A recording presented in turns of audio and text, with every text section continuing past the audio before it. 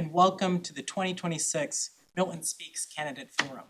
My name is Adam Cheers, and I will be tonight's introductory host and moderator for the first forum. I'm joined by Mr. Jose Zamora of the Milton Times, Mr. Ben Neugebauer, Mr. John Griffin, Mr. Kevin Gordon, Ms. Orla Cross, and Ms. Penelope Jane of the Milton High School debate team. But first, some housekeeping. Candidates were contacted through the town clerk's office as well as by Milton Access TV for participation in these forums. Candidates were not given questions or subject matter before tonight's debate. Tonight's questions will be directed towards all candidates, and no individual questions will be asked. Tonight's questions are also solicited from the public. So if you do not hear your question being asked, it may be part of another question or repeat question from another panel member. Tonight's forum will follow this format. Each candidate will be given a 90-second opening statement. Candidates will then be asked questions by members of the panel. Each candidate will be allowed a 90-second response to each question. The order of the first question will be alphabetical by last name, with the order changing for each subsequent question. There will be a 1-minute closing response offered to each candidate for which the order will be chosen randomly. Please know there will be no rebuttals. I also ask that you finish your thoughts and bring your response to a close at the end of this 90-second time. You can reference the countdown clock and the screen directly in front of you, which will flash red when 15 seconds remain. Tonight's forum will feature the candidates for the Select Board, Board of Assessors, Board of Health, School Committee, Library Trustee, Planning Board. We will begin with the Select Board. Each candidate was asked to submit a brief bio, which I will read now. After the bio, the candidate will read their opening statement. We begin tonight with Mr. Chisholm. Kevin Chisholm Jr. has lived in Milton for most of his life and serves the town in a variety of both elected and appointed roles, including as town meeting member from Precinct 7, a town constable, a member of the Select Board appointed Affordable Housing Trust, a member of We Are Milton, a member of the St. Agatha Parish Pastoral Council, and a longtime coach in the Milton Babe Ruth Baseball League. Professionally, he works at the Massachusetts State House as the legislative aide to State Representative Richard Wells, serving the 7th Norfolk District of Milton and Randolph by assisting constituents, helping them navigate state government, and advising on public policy issues. Welcome, Mr. Chisholm. You have 90 seconds for your opening statement. Thank you. Reading that bio, I can't believe I do all that. It's amazing. Good evening, and thank you. It's truly an honor to be a candidate for one of 2 seats on the Milton Select Board. Of course, I want to begin by thanking the Milton High School debate team, the Milton Times, and the incredible crew, Milton Access Television, for all they do. The always working crew, it seems like, at Milton Access TV. And hello to everyone watching tonight and at home. My name is Kevin Chisholm Jr. I'm running because I love this town. Running for a seat in the Milton Select Board because I truly love the town of Milton. Milton has given so much to me and to my family, as it has for so many across our town. And it's a town I'm proud to live in, to have been raised in, to work and coach in every single day. I believe that my experience in both local and state government has prepared me to step in on day one and get to work for our residents. Because we know that the challenges are ahead, like in so many communities. Smart budgeting, traffic, strong schools, making sure we support our seniors, our veterans, and every town department. And we must stand strong for public safety. That means fully supporting our police, our fire, our emergency personnel, 24 hours a day, 365 days a year. They show up for us. We need to show up for them. I'm honored today to have received the endorsement of the Milton Police Patrolmen's Association, and I'm ready to get to work for you and all the residents of the town of Milton. Thank you so very much, and look forward to tonight's conversation. Thank you. Thank you. Next, Ms. Musto. Ms. Roxanne Musto is proud to call Milton home, a place where she grew up, raised her family, and volunteered to help our community in numerous ways. Ms. Musto has a long history of service to Milton, having previously served a term on the Select Board and is currently a member of the Board of Health. Ms. Musto, you have 90 seconds for your opening statement. Thank you. Thank you for the high school debate team, Milton Times, and for our TV. My name is Roxanne Musto. I'm excited to run for the Select Board. I love the town that I grew up in. I'm a graduate of the Milton Public Schools. My undergraduate degree is from Boston University, and my graduate degree is from Northeastern. I raised my family here, and both of my sons attended and graduated from Tucker Elementary, Pierce Middle School, and MIlton High School. I've always been involved in the community, whether it was on the Tucker School PTO, as a warrant committee member, which reviews town budgets, as a town meeting member, Brush Hill Area Neighborhood Leader, Board of Health member, or as a Select Board member. I love to help people and find solutions to problems. I'm running for the Select Board because I care about our town, and I believe that the board would benefit from the experiences and skill set that I bring. I won't have to learn the job on the job because I've already done the job, and I did it well. In addition to my volunteer experience professionally, I work as a nurse practitioner caring for our senior population. I have to exercise care, good judgment, and collaboration, all vital skills for the Select Board. I don't just say what I stand for, I've demonstrated it through my actions. Decades of supporting our schools and our students, as well as our town departments. Our community's quality of life depends on both excellent schools and strong municipal services, and I'm grateful to the Milton Police Patrolmen's Association for endorsing my campaign. The safety of our community is essential for all of our residents. Our town faces important challenges, from funding budgets, traffic, public infrastructure, to a hospital bed capacity crisis. I believe the best way to move forward is by listening first, working collaboratively, and focusing on thoughtful solutions. Let's keep Milton a great place to live and raise a family and establish roots. I respectfully ask for your vote on the 28th. Thank you. Thank you, Ms. Musto. Up next is Ms. Nolan. Ms. Megan Nolan is a nurse executive with 20 years of experience.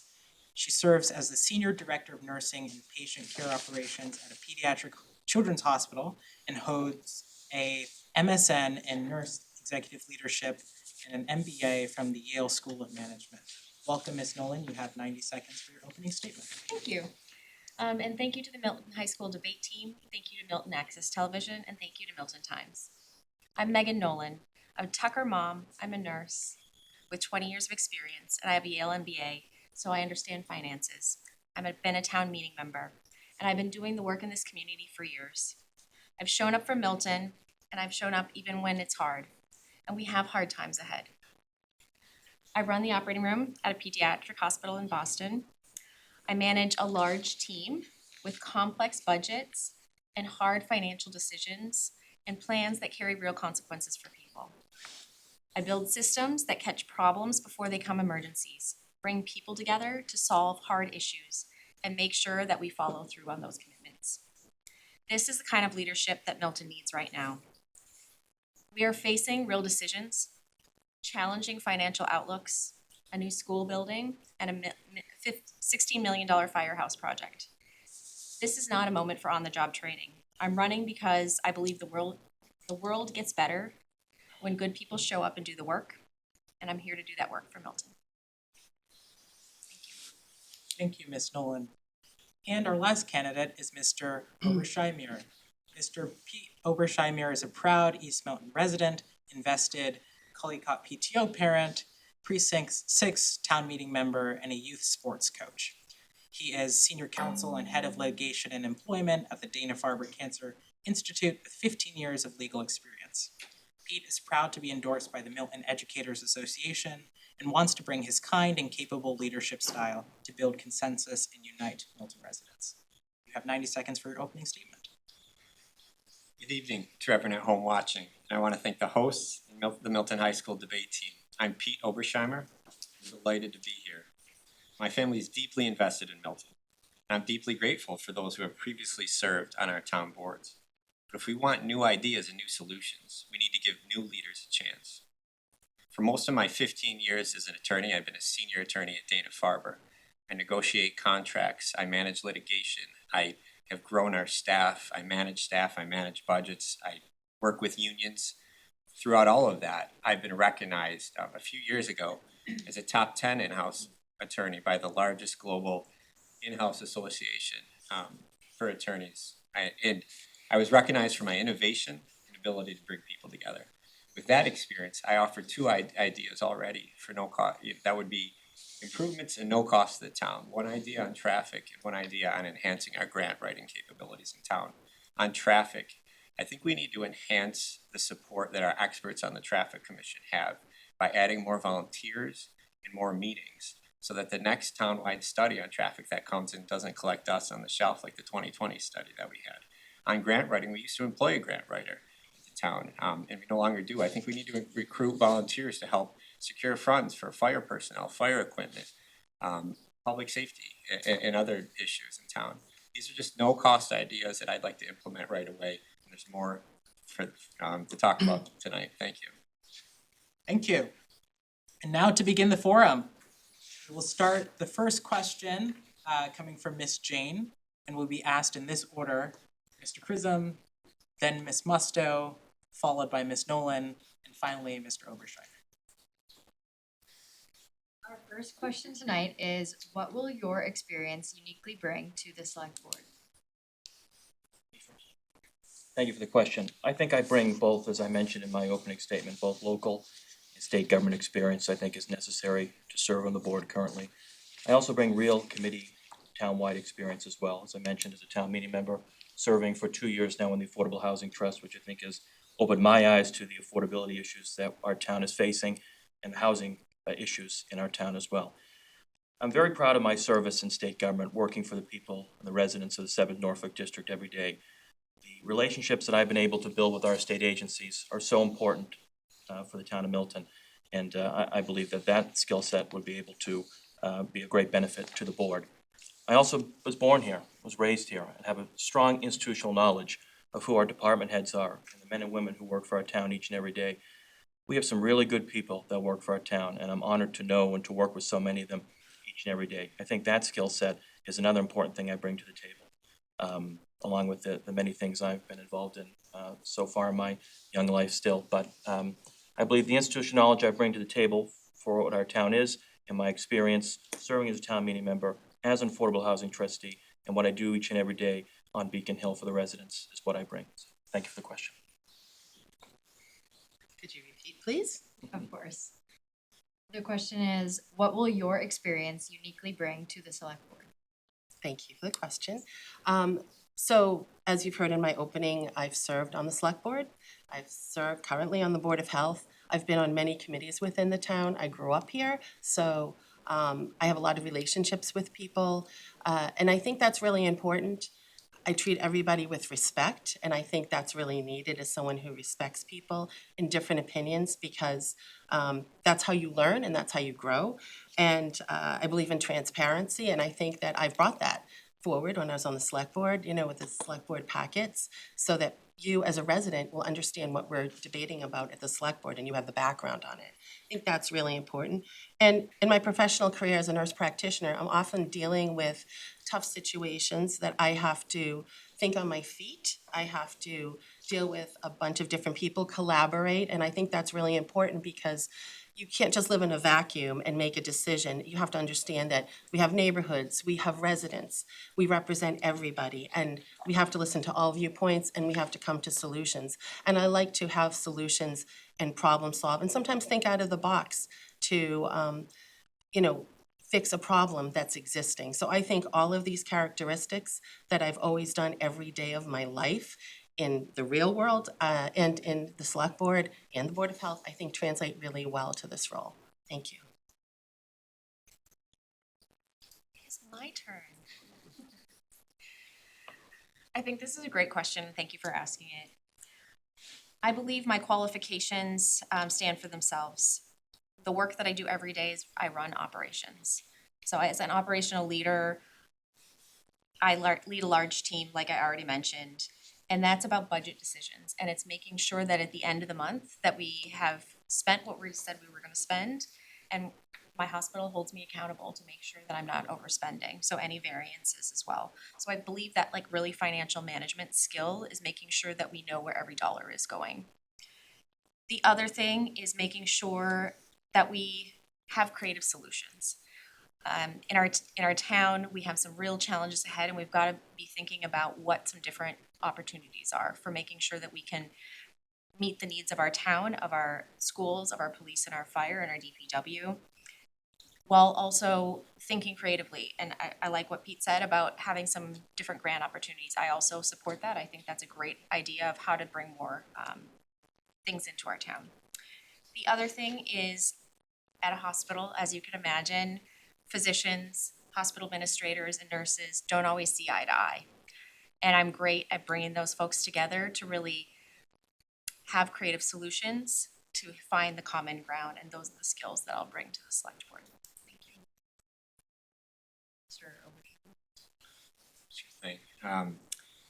I'm a professional that brings people together. The last 5 or 6 years, we've had some difficult issues at MIlton. Whether it was division that came from the MBTA, difficult budget issues, and there's gonna be some challenging issues ahead. And we really need to be looking for people who have a track record of bringing people together and succeeding professionally. I've been doing that at professional and a personal level. Professionally, just in my time as a lawyer, I've been dealing with, Dana-Farber, large projects with leaders with strong convictions and different views, and we have to make decisions and get through it united and together. 2 quick examples. One, during the early pandemic, we were dealing with risks of supply chain shortages, and a partially quarantined workforce. And we had to navigate through that together and stay united during that. More recently, I'm working on a $1.6 billion new cancer hospital building that's going to be a landmark in Boston for decades to come. These are difficult decisions requiring strategic planning. On a personal level, I believe we have so much more in common than we do that divides us. And that's how I approach relationships professionally and personally. And we start with what we have in common, and we find ways to work through together. So I'm a professional that brings people together. Thank you. The next question will be from Ms. Cross, first asked to Ms. Musto, then Ms. Nolan, followed by Mr. Obersheimer, and concluded by Mr. Chisholm. Hey everybody. So my question is, MIlton is facing simultaneous pressure from rising costs and state housing mandates. Is there one decision you'd push on the select board to promote long-term stability? I think we all have to, thank you for the question. I think we all have to work together. As far as housing affordability, I myself have 2 sons that would love to be able to afford to stay here in MIlton on their own. Everything is so expensive. And I would like to see things like the Affordable Housing Trust purchase some properties where they can, make them into maybe 2, like buy a house and maybe make 2 properties there, so it's more of a house for someone to live in versus we're putting up high rises in town. And I feel that when people are in a house, it feels more like a home than living in an apartment. So I would love to see that, and I would really want to work towards that. I think that's really important. I think affordability is tough, the economy is sort of tough right now. And so we should be doing everything we can to support the people that are here, that are struggling. We have people in this town struggling with housing, with food insecurity. That's why we have some programs at Town Hall for people to get food, leave something and take something. So it's, they're sort of interwoven, I think, some of these concepts, but I would definitely be pushing for the Affordable Housing Trust to be looking at some of that. I think having a home is really what we should be aiming for people.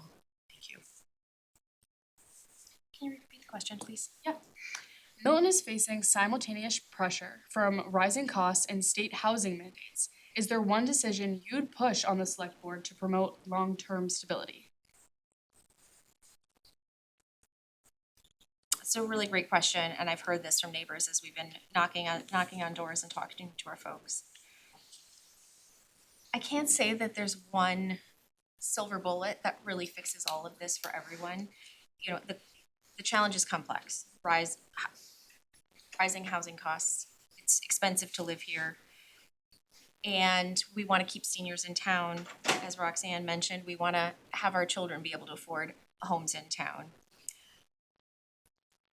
I think we have to come up with creative solutions, and how I would approach this is really working with the select board to understand what's available and what pieces we could have in the future to look at having affordable housing developed, and really in close partnership with the planning.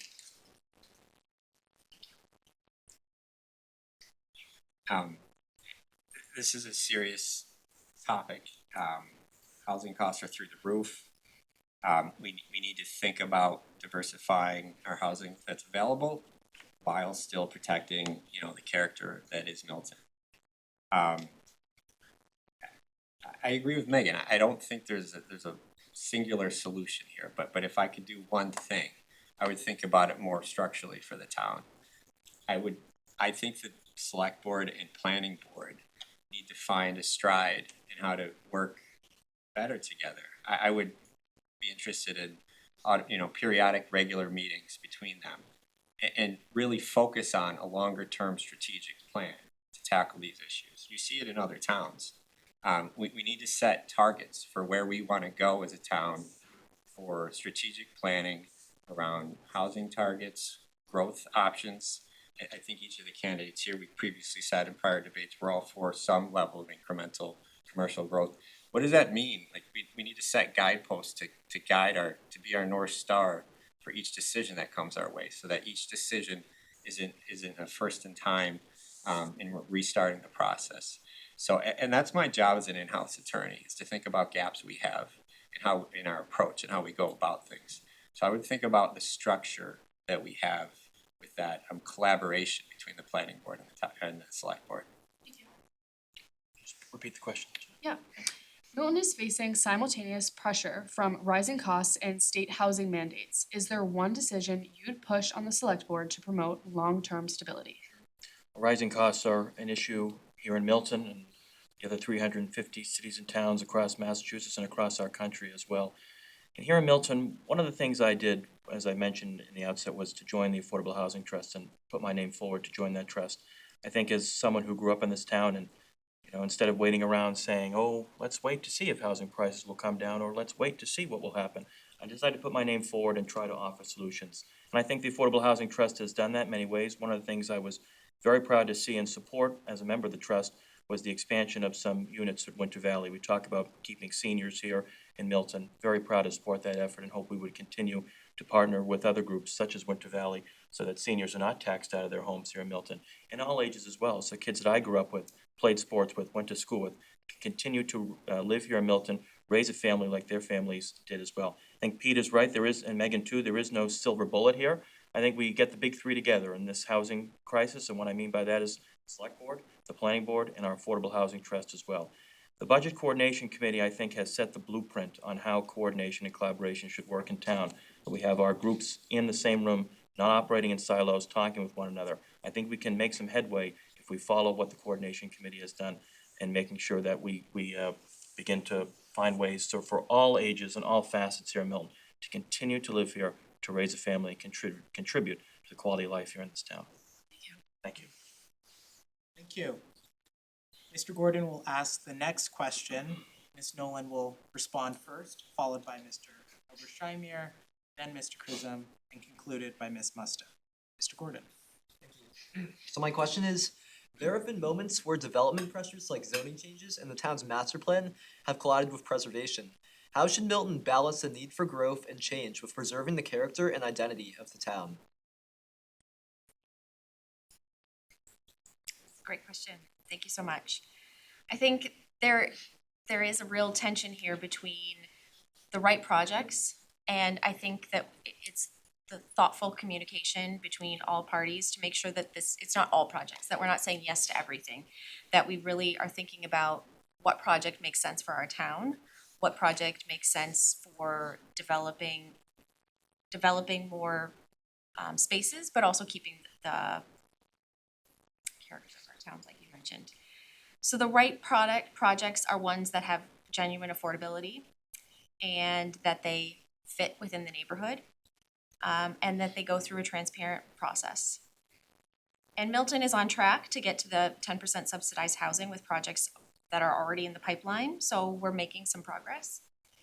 I think the question now is what we do next, and I think we have to be thoughtful, and I think we have to weigh kind of the pros and cons, that we're not being reactive.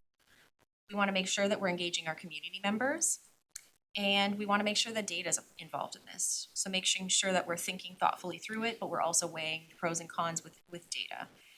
And we want to make sure that we're making a thoughtful decision. And so we want to listen to the people affected, and we want to make sure we understand what all of the trade-offs are. And so I think that's how we would approach dealing with this question of development versus character of the town. Thank you. This can I go?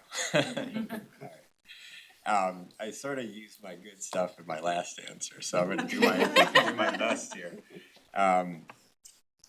In addition to what I was talking about last answer, about coordination between the select board and the planning board, to develop sort of a longer term strategic plan about those goals are not mutually exclusive, about smart growth and preserving the character and conservation in the town. So many people come to Milton for not only the schools, but the Blue Hills, and a lot of the green that's here. In addition to the structural coordination between the committees, I think community engagement is gonna be key. You know, an early step in some of that long-term planning is to gather feedback from the residents in terms of, data supporting where we wanna go. And I think as part of that process, you figure out,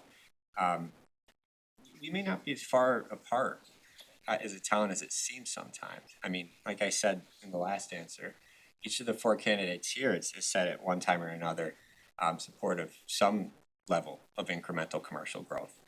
And I think we should back those conversations up with some conversation at the select board level of some scenario playing out before, what does this level of commercial growth help with on tax burden, to help with the, the commercial, residential, difficult dynamics. So some of that visual scenario playing for residents.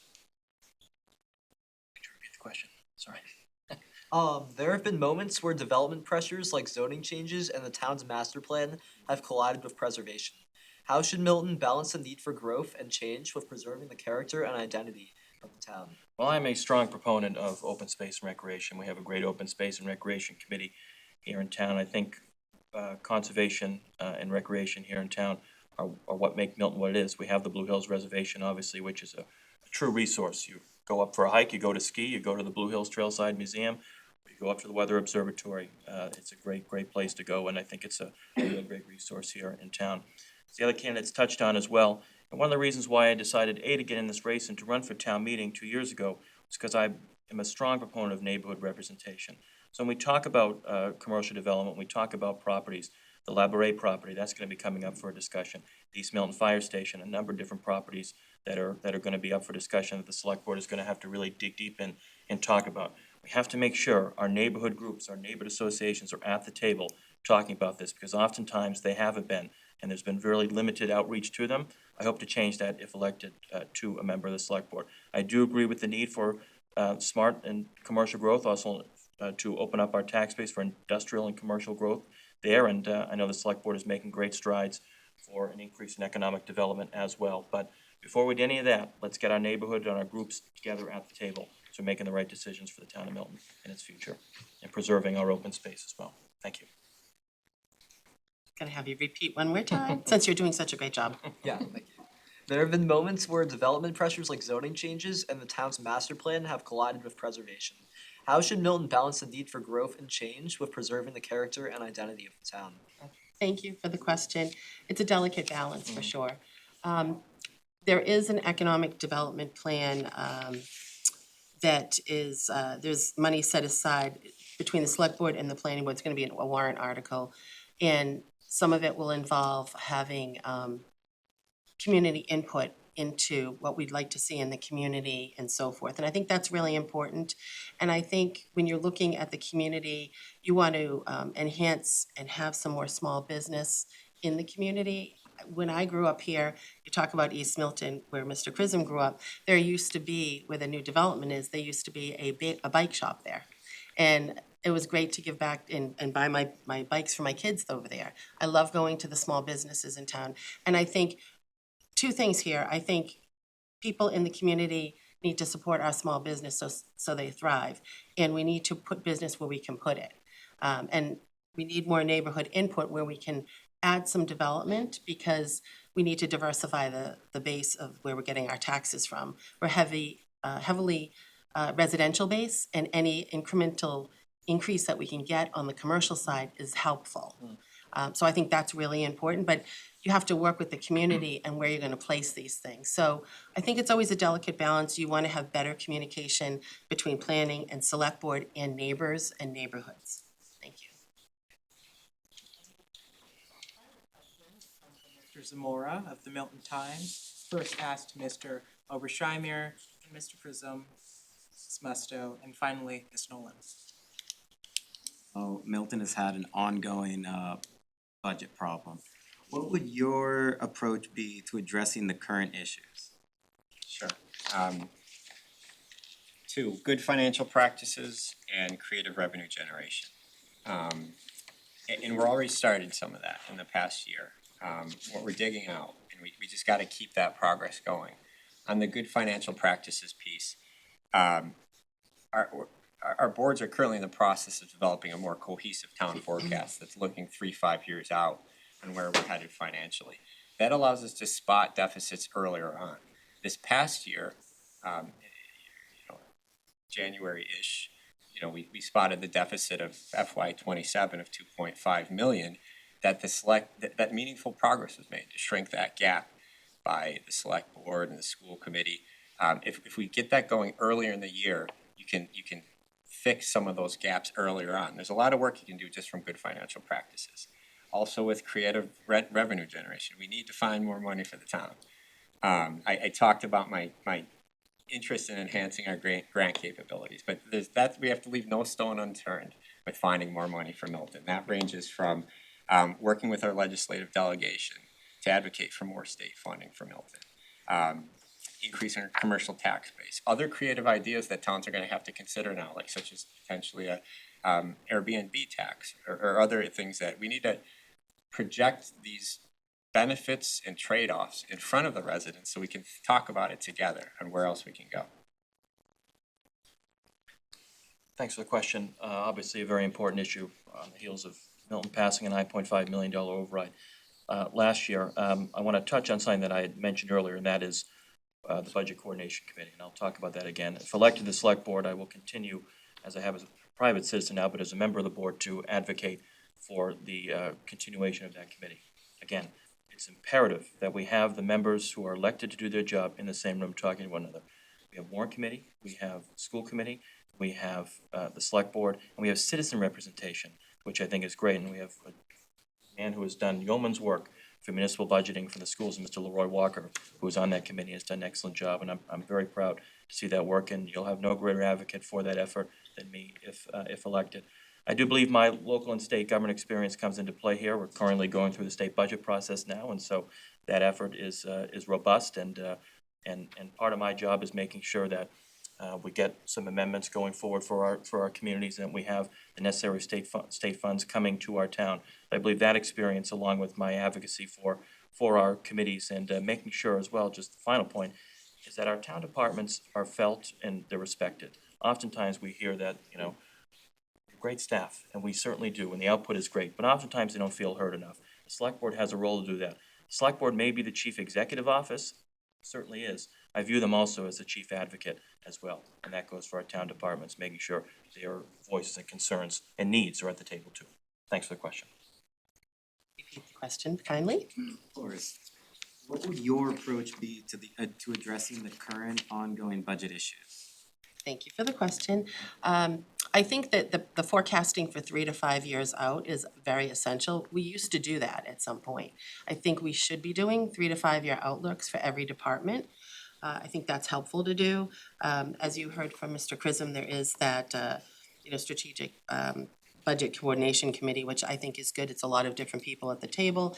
That's a newer thing that started. I think it should continue. I think it's great to have everybody at the table, schools and town side, to working together on the budget process. I think the other thing we should be looking at is all of our permit fees. So we have building permit fees, we have some through the Board of Health. I know that we've re-looked on the Board of Health at some of those permit fees.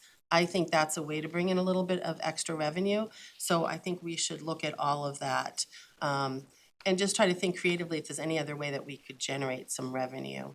And I think that's the area when you have a lot of people sitting at the table on a committee like that, you're gonna get different ideas from different people, and that's the value of it. So I would encourage that, as well as, getting ideas from the community. When you're going door to door and you talk with different people, you hear different ideas. And there are a lot of people out there that have some really creative ideas. We have very successful people out in our community, and I think we should be open to creative ideas that they may have that we may not have thought of. Thank you. Can you repeat the question again, please? Of course. What would your approach be to addressing the current budget issues? So I would take a multifactorial approach. I think the challenge that we have comes from many different departments, being structural as one. You know, we have 97% residential tax base, and that leads to our affordability challenges, especially for our seniors, for our teachers and firefighters and police that are living in town. So we need to diversify our tax base, and that doesn't happen overnight. But if we are thoughtful about what we do to bring in different opportunities within town, I think we can really start working on that. So we have to do kind of, this is not the silver bullet plan, this is like do everything plan. So I think really thinking about diversifying our tax base, and that's having more smart development for our town. I really support what the select board is doing with the economic development plan. I think we would need to continue that and maybe expand.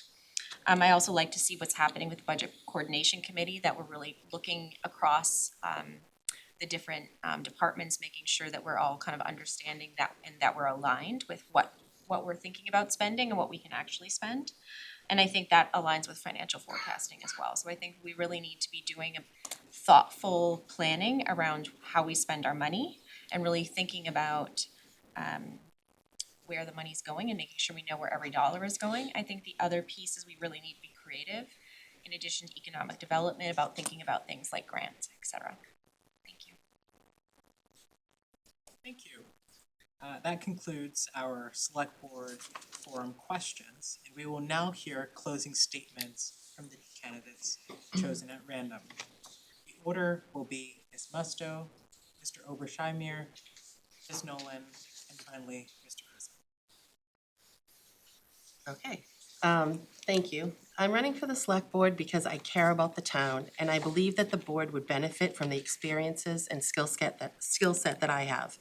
I touched on this earlier, both professionally and in volunteer roles, I have the experience. A common theme in my background is that I am someone who listens, collaborates, exercises good judgment and care, and focuses on thoughtful, practical solutions. This is the approach we need from our select board in addressing our town's challenges if we want to ensure that our town remains a great place to raise a family, make a home, and establish roots. MIlton is at an inflection point. The choices we make today will impact our town for many years to come.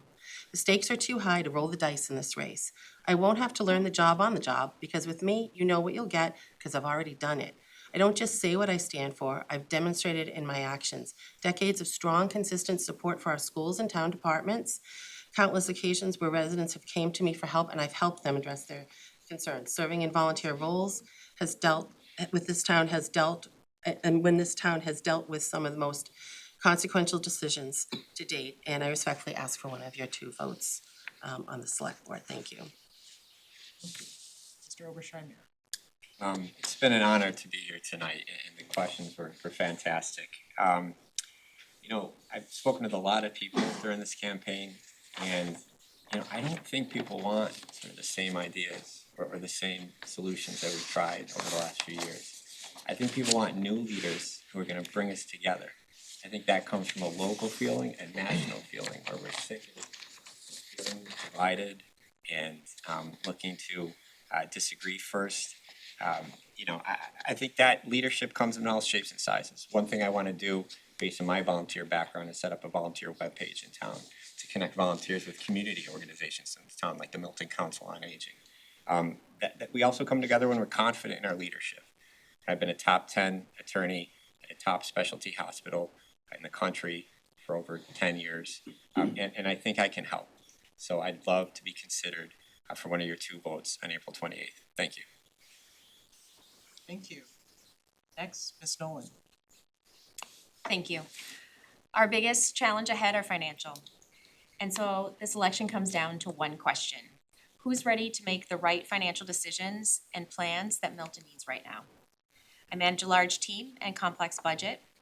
I make these financial decisions every day that have these real consequences. I know how to plan ahead, make trade-offs, and put systems in place that prevent problems before they become emergencies.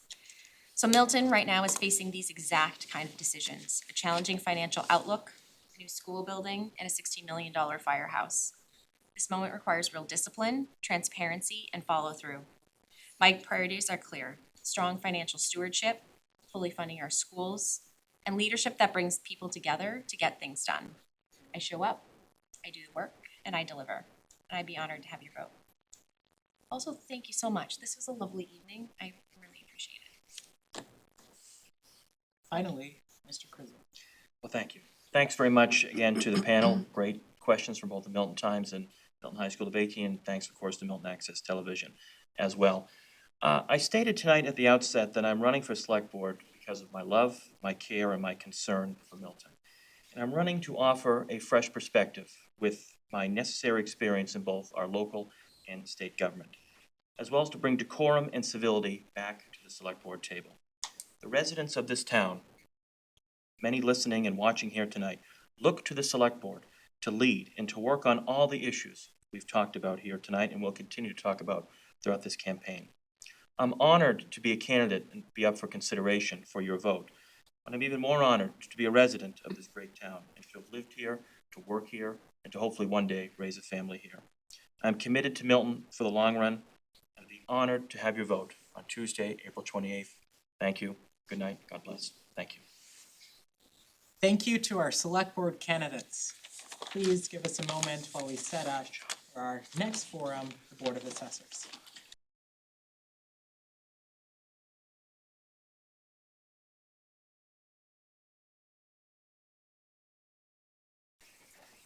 Welcome to our assessor candidates.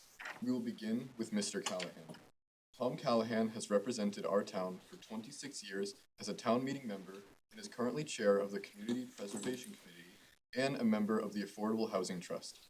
Professionally, Tom has represented consumers for his entire career in the nonprofit sector, including 10 years involvement with the national board that sets standards and qualifications for appraisals and appraisers. Welcome, Mr. Callahan. You may now read your opening statement. Thank you, and thank you to the Milton High School debate team. Congratulations to Orla and Penelope for their outstanding performance in the recent state tournament. And I also thank you to the Milton Times and Milton Access TV. 31 years ago, my wife Eileen and I chose Milton. We raised our two daughters here. They attended Milton Public Schools. We got involved in the community.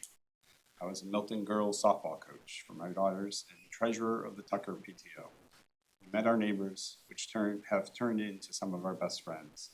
Milton became home. I've continued to be involved with the town, serving as a town meeting member for 26 years, giving me a solid understanding of how our town government works. I'm chair of the Community Preservation Committee, which has contributed capital improvements all across town, from our baseball field at Andrews Park to helping restore Forbes House Museum. I've been a longtime member of the Affordable Housing Trust and spent the bulk of my career running a statewide nonprofit housing organization. But what makes me even better prepared for the Board of Assessors is my professional experience serving on the board of the Appraisal Foundation in Washington, D.C. That organization sets standards and qualifications for appraisals and appraisers. Milton employs a chief appraiser, an appraisal technician, and this board oversees that office. My experience makes me the best choice for this position. Thank you, Mr. Callahan. Our next candidate is Warren Lizio. Warren Lizio has spent 21 years managing residential and commercial properties throughout New England, from single-family homes to apartment communities. He is a certified property manager and former president of Boston's 700-member Property Management Association. A BC High graduate and a father of two, Warren is an elected town meeting member who serves on the Affordable Housing Trust and East Milton Neighborhood Association Board. Welcome, Mr. Lizio. You may now read your opening statement. Thank you very much. Thank you, Milton Debate Team. Thank you, Milton Times, and thank you, Milton Access TV. Good evening. My name is Warren G. Lizio, and I'm running for the Milton Board of Assessors. I've lived in Milton since 2020 with my wife, Andrea, our two sons, and our dog, Tilly. This is our home, and I have skin in the game the same way every homeowner here tonight watching tonight does. I grew up in a family where public service was expected. For 21 years, I've worked in residential and commercial property management, from single-family homes to apartment communities to office parks. People trust me with their single largest financial assets. And what makes me effective is simple: I listen. When people don't feel heard, trust breaks down. and that's exactly why I'm running for this board. The Board of Assessors values every property in Milton, administers tax exemptions for seniors and veterans, and hears appeals from the residents who believe their assessments are unfair. It is nonpartisan by law and by function, no political agenda. Every taxpayer treated exactly the same. I bring firsthand experience on both sides of the assessment process, a deep understanding of what Milton's development pipeline means for this office, and a genuine commitment to serving every resident of this town with fairness, respect, and professionalism. I'm ready to get to work on your behalf. Thank you. And now to begin the form, we will start with a question from Ms. Cross, which will be asked first to Mr. Callahan and then Mr. Licio. Okay, so my question is, with the passing of the property tax override last year, how do you plan on ensuring that the current tax evaluations will continue to meet the budgetary needs of this town? Right, that's essential responsibility of this office is to make sure that the evaluations on all of our homes, all of our commercial properties, all of our large residential properties are fair and equitable. So we've got to get that right for Milton taxpayers. We're gonna have, as we've talked about earlier in this evening, we were gonna have some large multifamily residential buildings coming on. Those are very valuable buildings. Getting the assessments right on those buildings means that single-family homeowners won't have to pay more in their taxes. If we undervalue those homes, the burden is gonna shift to single-family homeowners. So we really have to make sure those are paying their fair share of taxes. Those buildings are paying their fair share of taxes. The other thing I would like to explore is how we can help seniors stay in their homes and stay and afford the taxes in Milton. There are a number of tools already at the Board of Assessors' disposal. I'd like to make sure we enhance those and make sure all seniors know about those and really are taking advantage of those.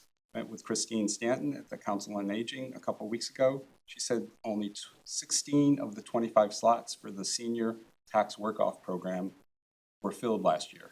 There's gotta be 25 seniors in this town that could benefit from that tax work-off program. So I'm hoping to publicize that in a much better way. Thank you. Would you please repeat the question?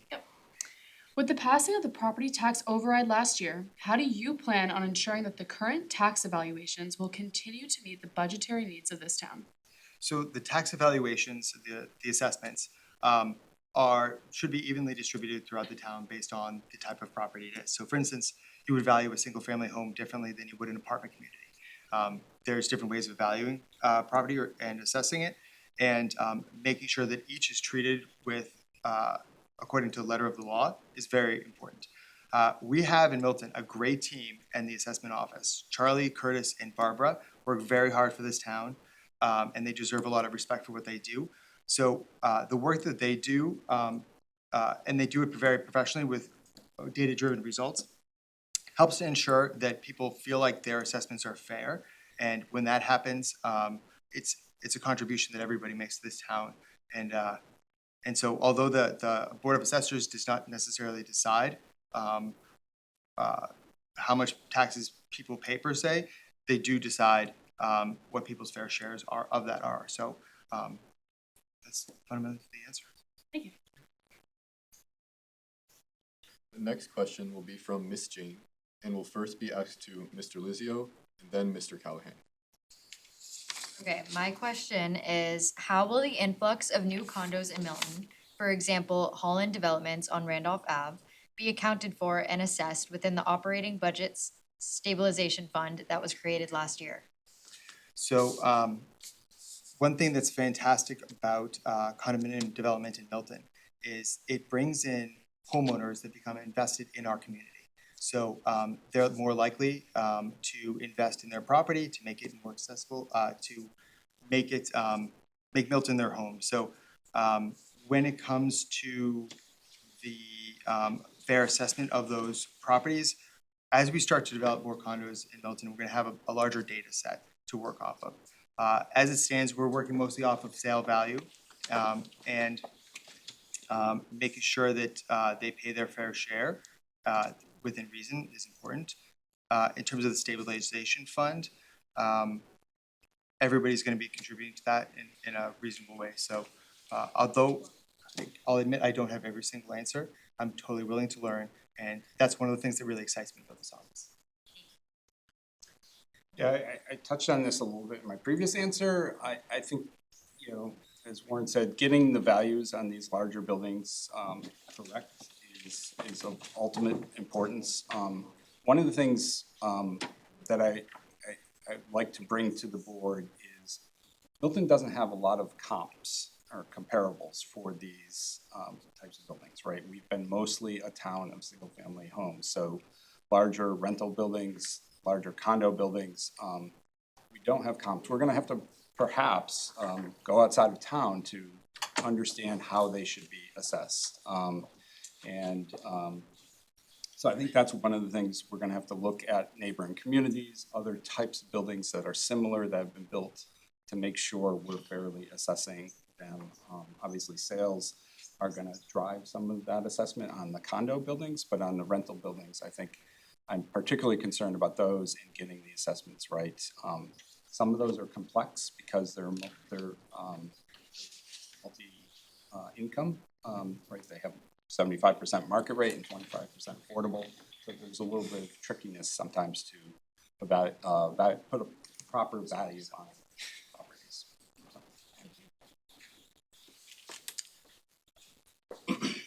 Just a little issue with the timer, so if you can just use the laptop on the chair for now, Okay. sorry about that. I thought it meant we could talk all night.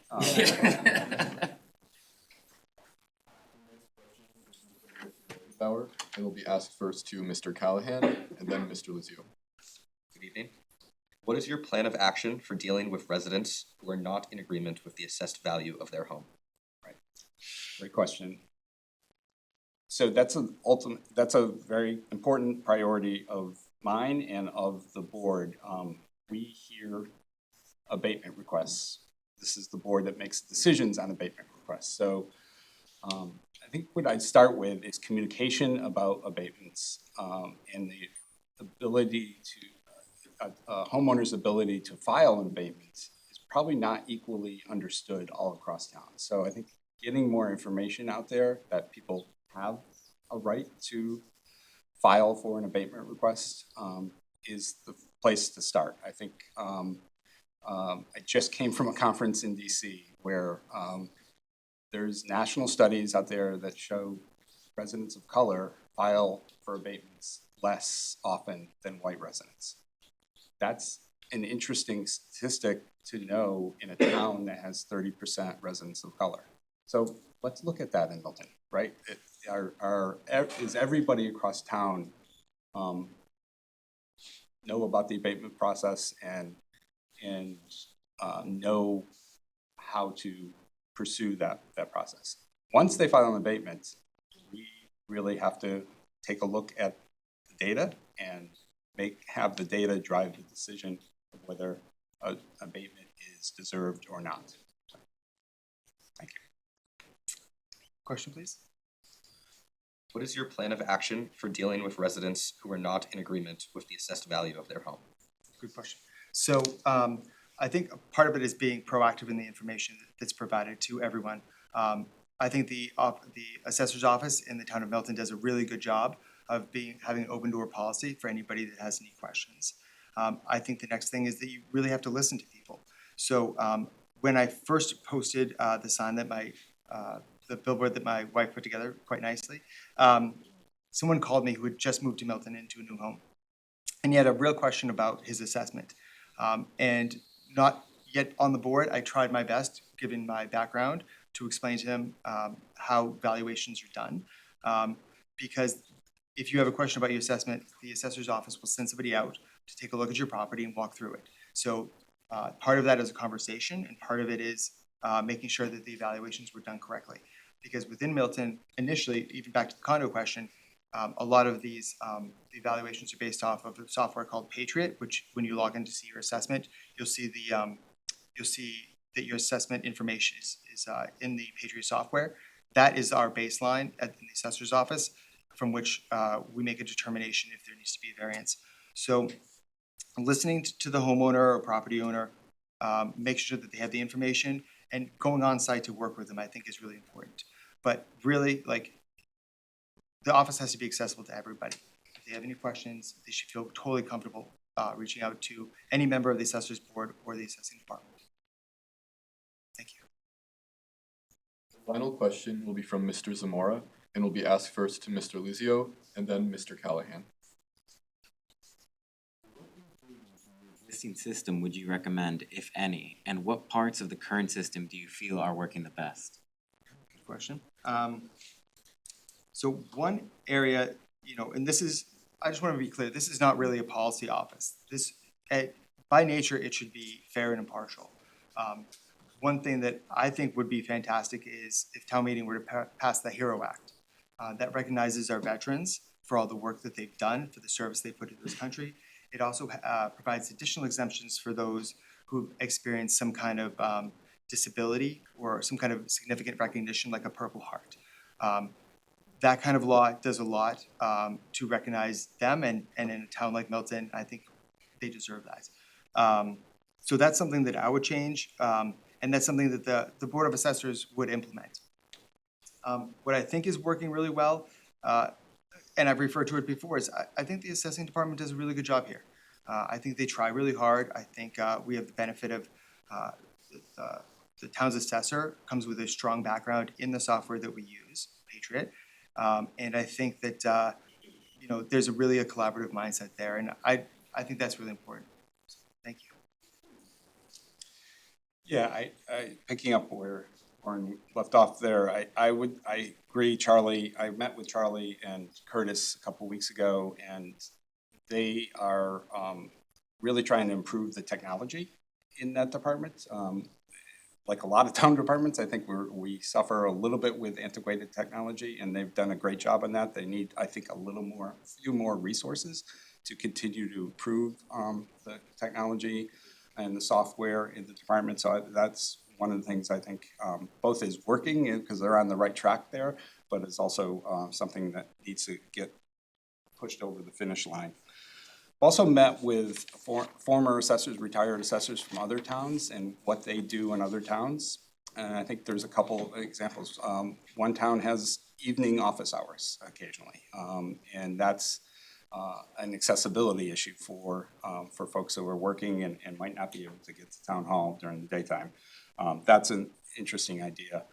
Another idea is having the assessor's office represented on the town finance working group. Amy Dexter, Joanna McCarthy, Nick Milano meet regularly to talk about the town finances. I think somebody from the assessing department or the Board of Assessors should be part of those meetings and help the town both in short-term and long-term forecasting. That concludes our Board of Assessors forum. We will now hear closing statements from the candidates chosen at random. The order will be Mr. Lizio and then Mr. Callahan. Thank you again, Milton debate team, Milton Access, and moderator John, I think, and Milton Times. So I want to leave everyone with something simple. My name is Warren G. Lizio, and I'm your neighbor. I live here, I raise my family here, and I care about Milton the same way you do. If you have a question about your assessment, I want you to feel comfortable picking up the phone or stopping me at the fruit center. That accessibility matters. It's part of the job, and it's part of who I am. But being approachable does not mean favoritism. I have no political agenda. Every decision I make on that board will be fair, impartial, and grounded in facts. Every taxpayer, every property, every appeal, treated exactly the same. That is the standard I hold myself to professionally, and it's the standard Milton deserves from this office. I'm asking for your vote on April 28th, not because I have all the answers, but because I will always be honest with you. I will always listen, and I will always put Milton first. Thank you. And Mr. Callahan, you have 60 seconds. Right, thank you. I humbly ask for your votes on April 28th. We have raised our two daughters, Brenna and Devin, here, and my wife and I have made Milton our home. The last month on the campaign trail has been fun. We have talked with town officials, as I've mentioned. We've talked with former town officials, officials in other towns.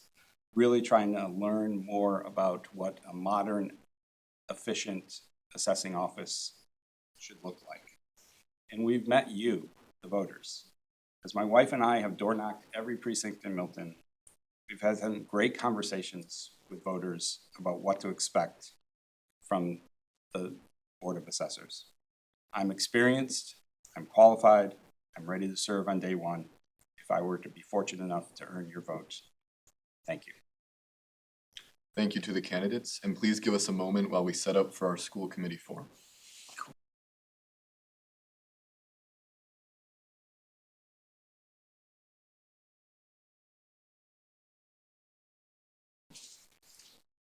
Welcome to our school committee forum candidates. We begin with Ms. Caldwell. Sharice Stevie Caldwell is a senior site reliability engineer and tech leader who works cross-functionally with organizations to solve complex systems challenges from inception to implementation.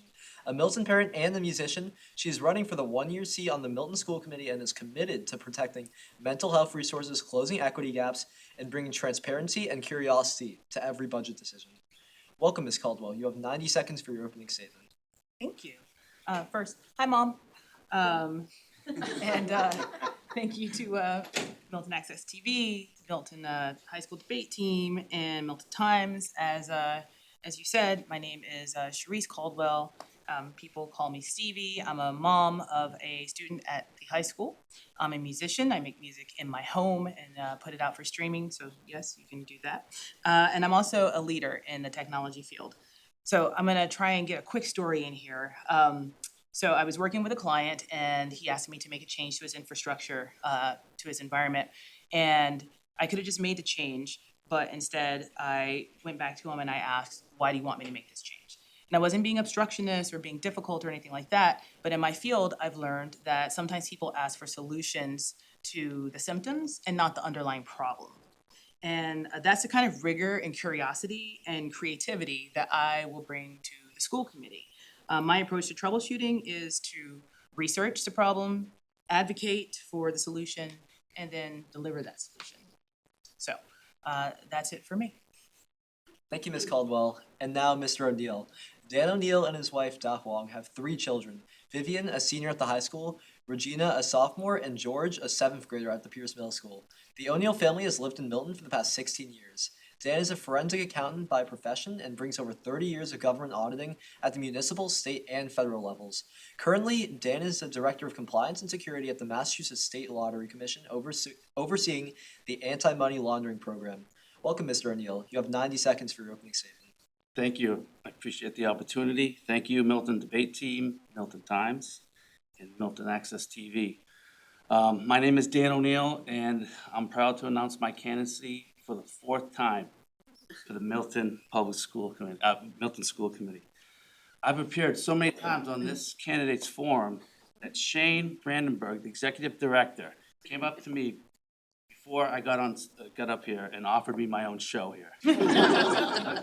So I'm so happy to be here to tell you that there's my skill set that I have is one of auditing.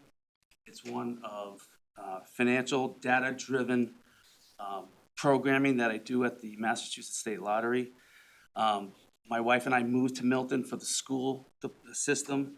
I always believe in giving back to the town. I volunteer as a faith formation teacher at St. Elizabeth's Church. I spent 6 years coaching youth soccer.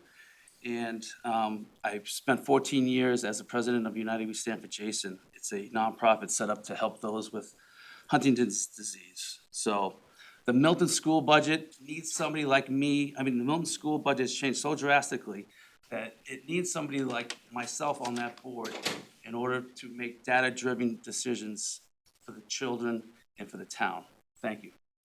Thank you, Mr. O'Neill. And now to begin the school committee candidate forum.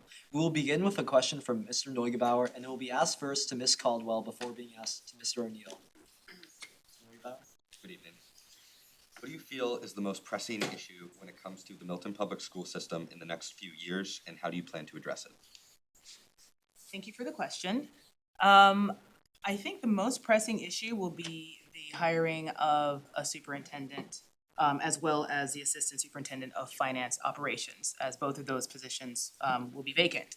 The superintendent really has the ability to set the tone for the way the district goes forward. So having a superintendent who has the financial acumen that we need, who understands the fiscal challenges of a community like ours is very important.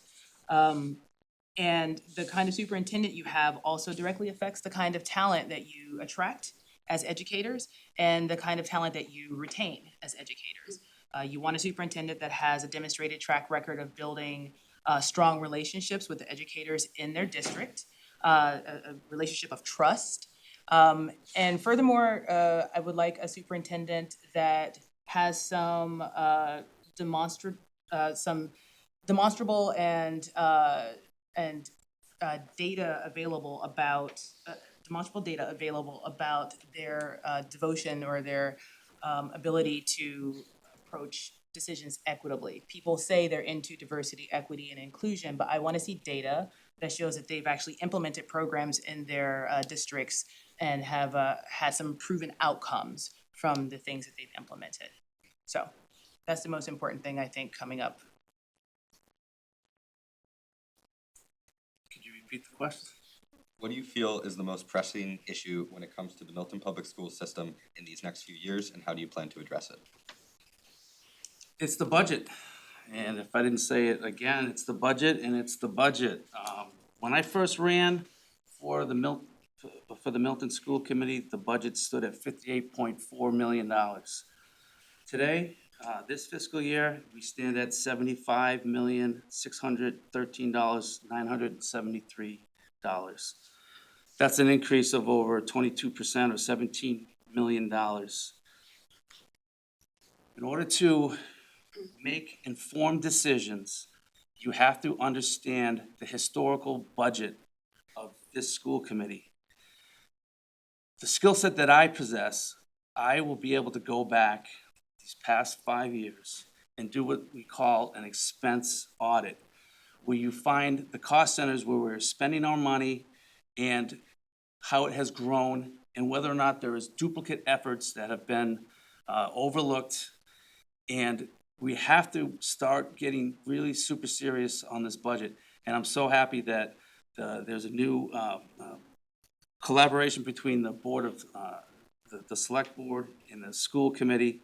And in order to get to the heart of just locking in one number, turning on the blinders, and then finally at the end of the school year, trying to rush around, trying to figure out how are we in this deficit. That skill set I possess, and I'll bring it to that board. Thank you. Thank you, candidates. The next question will be from Mr. Griffin and will be asked first to Mr. O'Neill before being asked to Ms. Caldwell. Mr. Griffin. The new school project in our town has currently been put on a partial hold because of the current budget struggles that the Milton Public Schools face, despite the override passing. At what point would you say that it would be prudent to proceed with the construction, given that more space is clearly needed at the moment? Okay. In this day and age, the cost of construction of a new school, inflation, and the ability for the town to receive funding from the Massachusetts School Building Authority is super important in order to understand what kind of decision you're gonna make on whether or not you're gonna build an addition onto the Collycott Cunningham School, whether or not we're gonna build a completely new elementary school, and/or are we gonna build an upper middle school on the Lamb Sisters estate next to the high school. So in order to do that, you have to understand where are we going to get the money in order to build this school, okay? And it goes back to the budget. It goes back to understanding what the amount of money it's gonna take to build the school. When I first started, there was estimate of the school's gonna be built for $105 million. That estimate is growing, and it's getting closer to $300 million. The ability to make the right informed decisions on a new school, on an addition or renovation, you gotta put me on that board. Thank you. Would you repeat the question, please? Of course. The new school project in our town has currently been put on a partial hold because of the current budget struggles that the Milton Public Schools face, despite the override passing. At what point would you say that it would be prudent to proceed with the construction, given that more space is clearly needed at the moment? Thank you. So obviously you want to take into consideration our current budget challenges, which is one of the reasons, as you said, it's been partially put on hold. We have, I believe, completed Module 1 of the Mass School Board Association's work with Milton. So we've certified enrollment numbers for 3 different scenarios. The new elementary school for 495 students, the new middle school for 660 students. We're renovating Collicott Cunningham for 1,400 students. So those are the scenarios that are out there that we still have to explore and get information about their feasibility. It's a feasibility study that we need to do, and that we're in the midst of, I guess. And the town has voted, I know, to extend the reverter clause for that land that would be a place potentially for a new school building until 2033. So we have until 2033 to decide if we're going to go forward with building that. And there does appear to be the indication that, the school committee rather has financially planned out to FY30. So there is the indication that there may be another override in FY30. So I think that's probably around the time that we'll be looking at whether or not we can fund a new school or the renovation for an existing school. Thank you, candidates. The next question will be from Mr. Cheers and will be asked first to Ms. Caldwell before being asked to Mr. Unruh. Thank you, Cheers. Mr. Gordon. Hello, candidates. Another question on the budget. With budget struggles being apparent in the Milton Public Schools over the last few years and resulting in increased fees for clubs and facility rentals, many Milton residents' trust in the financial management of the school system has dwindled. How do you propose Milton continue to maintain and improve public confidence in school budgeting? Thank you for the question. So this is a really important one and one that's near and dear to my heart, which is communication and education. I think it's important to get the public, the community involved in the budgeting process right away. So one of the things that I think is really disconcerting for people is when they don't hear anything for a while, and then when something pops up, then that's when they hear about budget concerns, right? When they're learning about a shortfall. So being transparent about the process of the budget from the very beginning, involving the community, showing that data, making the website easily accessible, making those reports easily accessible. I would like to have sort of office hours where people can come and ask me questions about the things that we're working on the school committee. I think that's just one more step. And then people can see the process of the budget. They can see in real time where the money is going, how it's being spent. And so they have, a long distance view. So no one's surprised if there's something going on where we're having a shortfall or anticipating that we don't have enough money for something. And I think that is probably one of the biggest ways to build public trust, is just by being transparent, being honest, making sure we're using clear communication, cutting down on the jargon, and spelling out the acronyms and making sure everyone understands what we're dealing with. Thank you. Could you repeat the question? Thank you. Absolutely. With budget struggles being apparent in the Milton Public Schools over the last few years, resulting in increased fees for clubs and facility rentals, and certain clubs having to be shut down, many Milton residents' trust in the financial management of the district has dwindled. How do you propose Milton continue to maintain and improve public confidence in school budgeting? In the past, the manner in which the school budget was put together, it was almost done in secret. Very few individuals had input into the budget. And when COVID hit, there were a loss of a lot of federal aids and grants that unfortunately were built into the budget. And then you had special education costs increasing by 16%. You had operational inflation, rising costs in utilities. And then you had, personnel and salaries increasing when those grants ran out. The teachers were hired full-time. So being transparent on all the budgetary items. So when I look at the budget, you only see line item salary, you only see line item, special needs, line item, transportation. You need to post those expenses line by line in order so the public can see it. And I like that Superintendent Fallon is actually doing, he's open, he's talking about it. Every principal sends out school budget announcements, what's happening at the school committee. These are the issues, these are the budgetary constraints that are going on. So enhancing those efforts to the taxpayer so they understand that the school budget, which is half the budget of the town itself, is transparent. Thank you. Thank you, candidates. The final question will be from Mr. Zamora, and will be asked first to Mr. O'Neill before being asked to Ms. Caldwell. Mr. Zamora? As many know, the public schools have been dealing with budgetary issues in the past few years. Yes. What is your plan to continue to provide the best education and quality services as affordability struggles in the future? Okay. So Milton historically has had these budgetary constraints and obstacles because obviously the tax base is primarily residential, okay?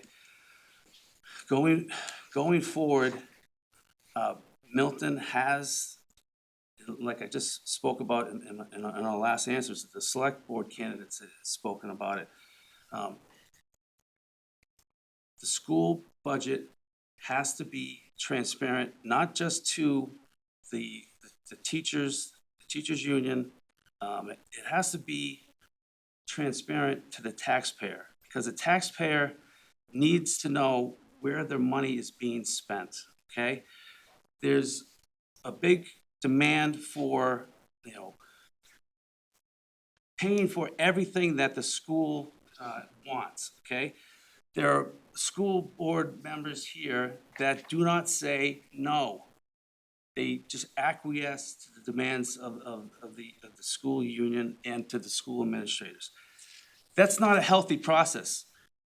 I'm a data-driven guy. You gotta convince me, when I'm on that board, that the decision that's gonna be made to hire certain teachers or personnel is gonna be the right choice for the school committee and the school department. So transparency on the budget is the key. I'm sorry, but would you repeat the question, please? Of course. As many know, the Milton Public Schools have been dealing with budgetary issues for the past few years. What is your plan to continue to provide the best education possible amid the difficulties? So, the target for all of this are our kids and the quality of the education that kids in this town can expect to have. So for me, it would be important to prioritize student-facing roles.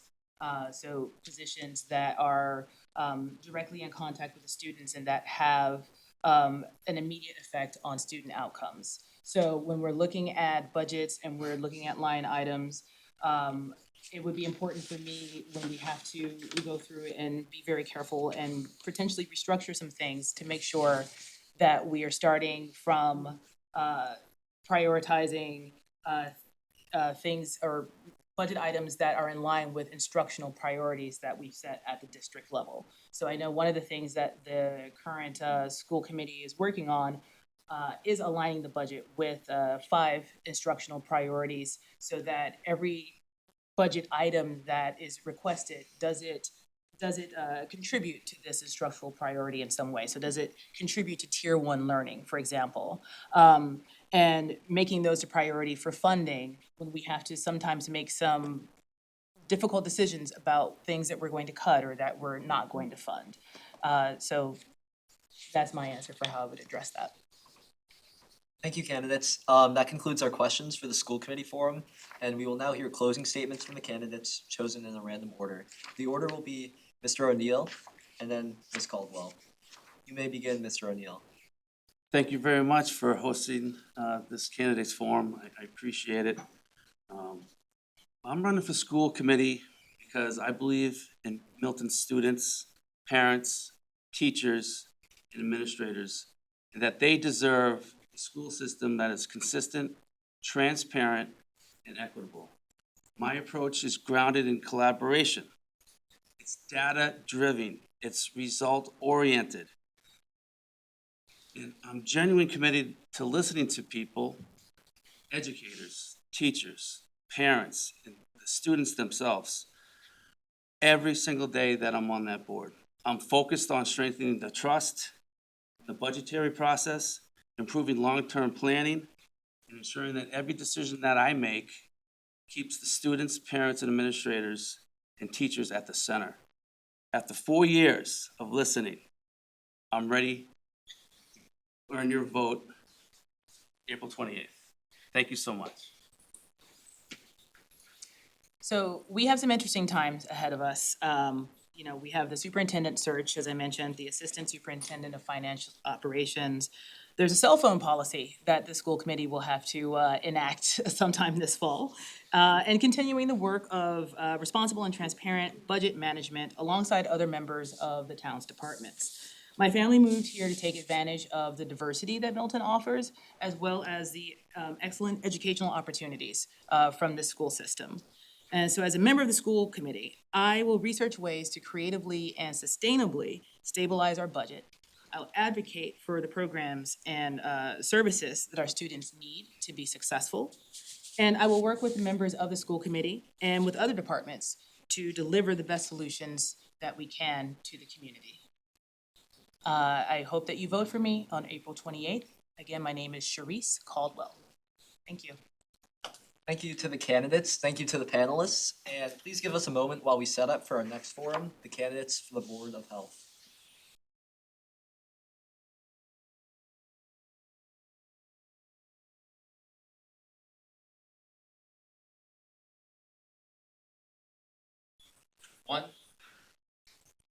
Welcome to our Board of Health candidates. We will begin with our bios. First, Mrs. Milbauer. Deborah Milbauer has lived in Milton for 24 years with her husband and 2 daughters, both graduates of Milton High School. She is a town meeting member, lead organizer for her neighborhood association, serves on 2 public health related boards in Milton, and longtime collaborator with the Milton Health Department. Deborah teaches public health at Northeastern and holds 2 master's degrees in public health and social work. She has over 30 decades of community public health experience and is ready to serve on day 1. Welcome, Mrs. Milbauer. You may read your opening statement. Thank you very much for giving candidates this opportunity. I'm running for the Board of Health to apply my expertise and deep commitment to accountable, modern public health practices. Public health is different than medical care. It is interdisciplinary, meaning it intersects with housing, transportation, and schools, just to name a few. Most people are unfamiliar with public health because when your water is clean and the air is not polluted and there's not a global pandemic afoot, public health becomes invisible. In Milton, the job of the 3-member elected Board of Health is to oversee the policies and mission of the town health department, who in turn carry out the programming and deliver services. The staff of the health department work very hard on a very limited budget. In addition to carrying out the health regulations from the state, they deal with health promotion and prevention, such as the Milton Coalition, funded by a federal grant to promote youth mental health and address substance use, for which I was a paid consultant to the health department for 5 years and now sit on the program's board. When elected, I'll work with the Board of Health to begin community planning, so when the coalition funding ends next year, we will be prepared to carry on the amazing work. I feel proud of my investment and commitment to my neighbors and the Milton community. Public health is about improving health and wellness for the whole community. And I can't wait to utilize my policy development skills, my expertise collecting local level data to conduct community planning, and my experience launching new public health initiatives to to hit the ground running to benefit all. I'm running only for one seat and I will give it my 100%. Thank you. Next, Ms. Musto. Thank you. Roxanne Musto brings more than 25 years of experience in geriatrics as a certified nurse practitioner and previously worked as a registered nurse in Boston for a decade. Throughout her career, she has focused on caring for older adults and strengthening access to quality healthcare. Welcome, Ms. Musto. You may read your opening statement. Thank you. During my tenure on the board, I have supported a wide range of public health initiatives benefiting Milton residents of all ages, and I am running for re-election to the Board of Health. I was a strong advocate for hiring of the board's community health social worker, who is considered an invaluable resource across the community.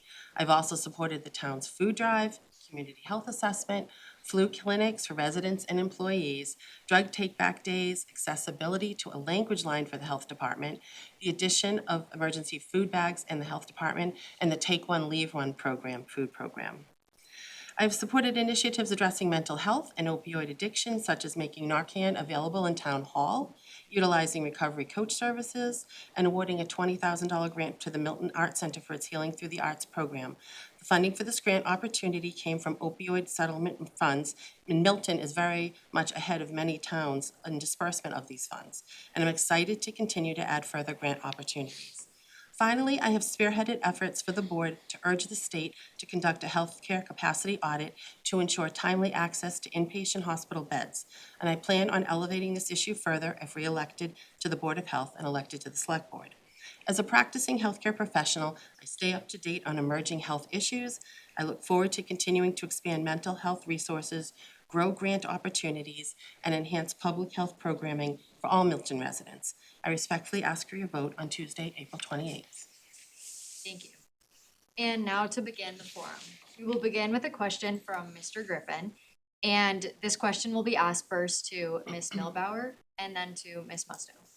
Good evening, candidates. Milton Public Schools and families have reported rising concerns about stress, anxiety, and access to mental health resources. What role should the Board of Health play in expanding mental health support and reducing stigma within Milton? Excellent question, thank you. I really appreciate that. So, there are many public health issues of concern, not just one, but some do rise to the top more urgently. Youth mental health is an urgent issue. And as I said in my opening statement, the Milton Coalition, which is specifically funded by a federal grant to target youth mental health and substance use prevention, has done amazing work over the last, shy of 9 years. But the grant is running out, and they have very specifically worked on issues of reducing stigma around mental health and reducing stigma around substance use in families that are affected by it.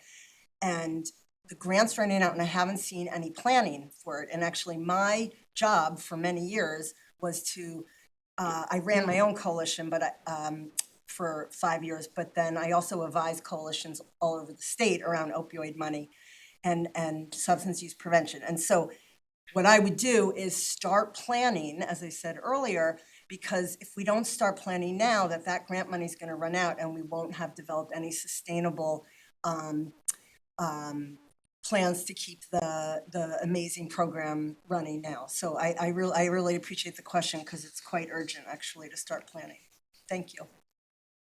Thank you. Could you please repeat the question? Of course.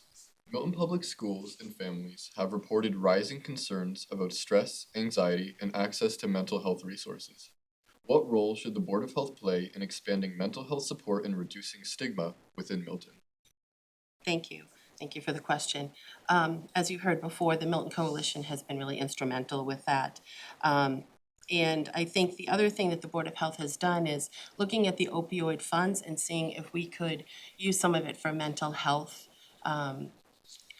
resources. And our health director interviewed a couple of agencies for that. The state had recommended we did that work, and then the state came back and said, actually, you can't use your opioid funds for that. You have to use the state mental health 24-hour hotline. And communities that may have implemented one of these 4 agencies have now been told that the funding will be pulled. there's a big intersection, I would say, between mental health and substance abuse as well. And I think that, as Ms. Milbauer said, with the grant running out, we're going to be looking at opportunities for seeing if we could do another grant to continue the good work that's been done. I think the other thing is when we're talking about mental health, we should also be talking about the fact that we have a field that hasn't been done. That's the Lower Guile field at the high school. Anybody who plays sports, a rainy day, everything gets rained out and the kids can't play. Mental health intersects with outside, going out in the fields and playing sports. And I would support that we work towards getting that turf field done for our kids because mental health is a real problem right now. Thank you. Thank you. Our next question will be from Mr.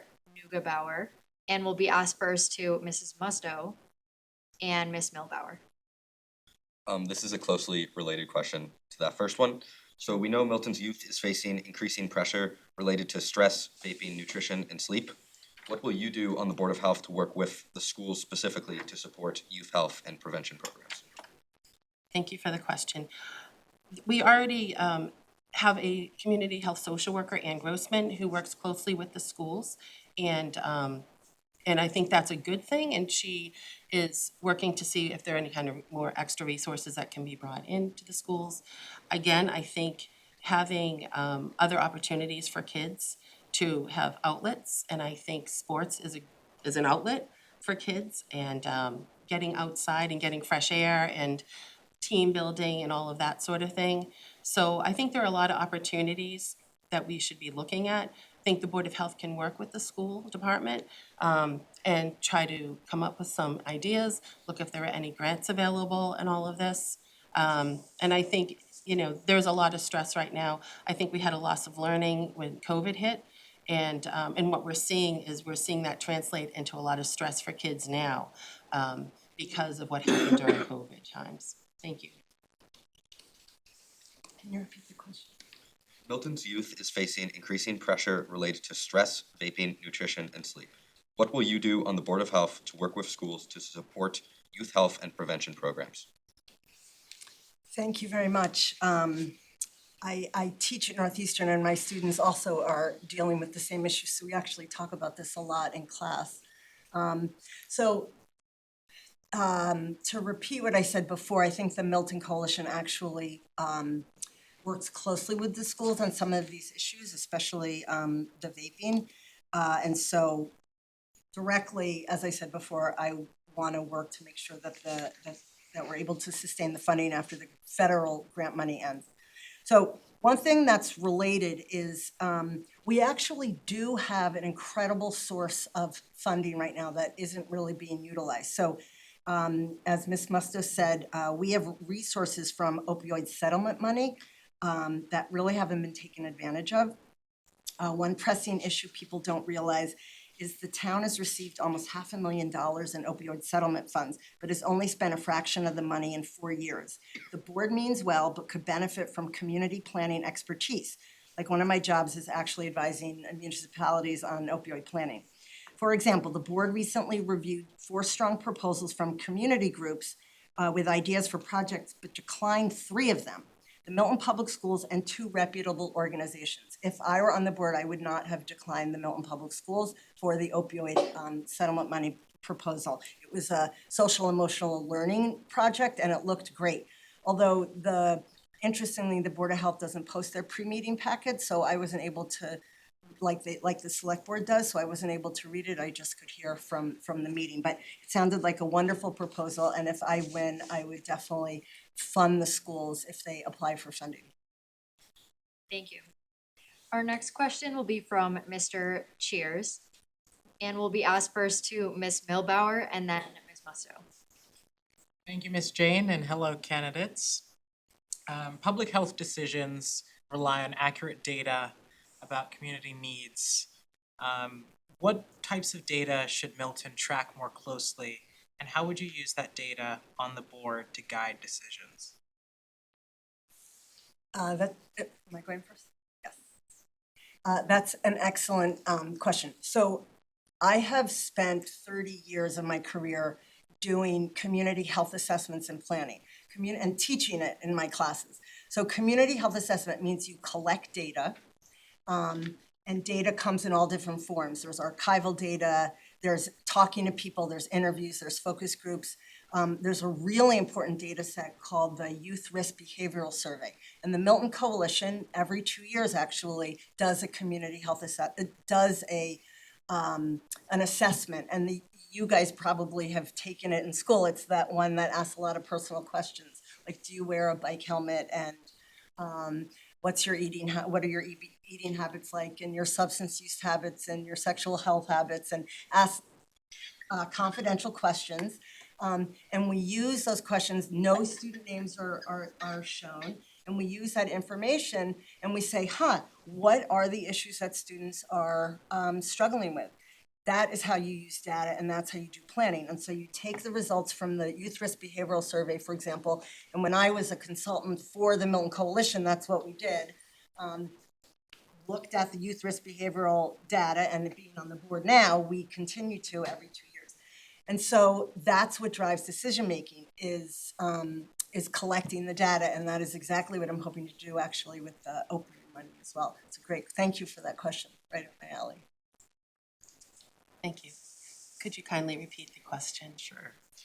Public health decisions rely on accurate data about community needs. What types of data should MIlton track more closely, and how would you use that on the board to guide decisions? Thank you. MIlton did a community health assessment, so the Board of Health had a community health assessment, gathered a lot of data from that, looked at the YRBS, which is what Ms. Milbauer is referring to on youth data, and had some suggestions of what the main things that came out of that, the main topics. So as far as that community health assessment, we found that food insecurity was probably the top issue in town. And so some of the things that we've done with that are we have the food, emergency food bags are available through our health department. We have the Take One, Leave One program at Town Hall. It's at the library, senior center, and a few other places. And so I think that we look at the data from that, and that's how we get the information as to where we should prioritize. I do want to clear something up that was said earlier about the opioid money. We are ahead of a lot of communities with that. We have a recovery coach shared with other communities, and as far as other communities, we're ahead of a lot of communities with how they spent the money. We just started rolling out the grant opportunity. We had the $20,000 grant to the Art Center. There was a MIlton Public School grant, and there were 2 others. They didn't meet exactly all of the criteria, and our health director went back to ask for some more information. It wasn't a complete application, but hopefully they will apply again so that we can do this and support them. Thank you. Our final question will be from Mr. Zamora and will be asked first to Ms. Milbauer and then to Ms. Musto. We live in a time where there's a lot of misinformation, specifically regarding self-medication, eating habits, and vaccination. How would you try to combat that issue? That's a great question.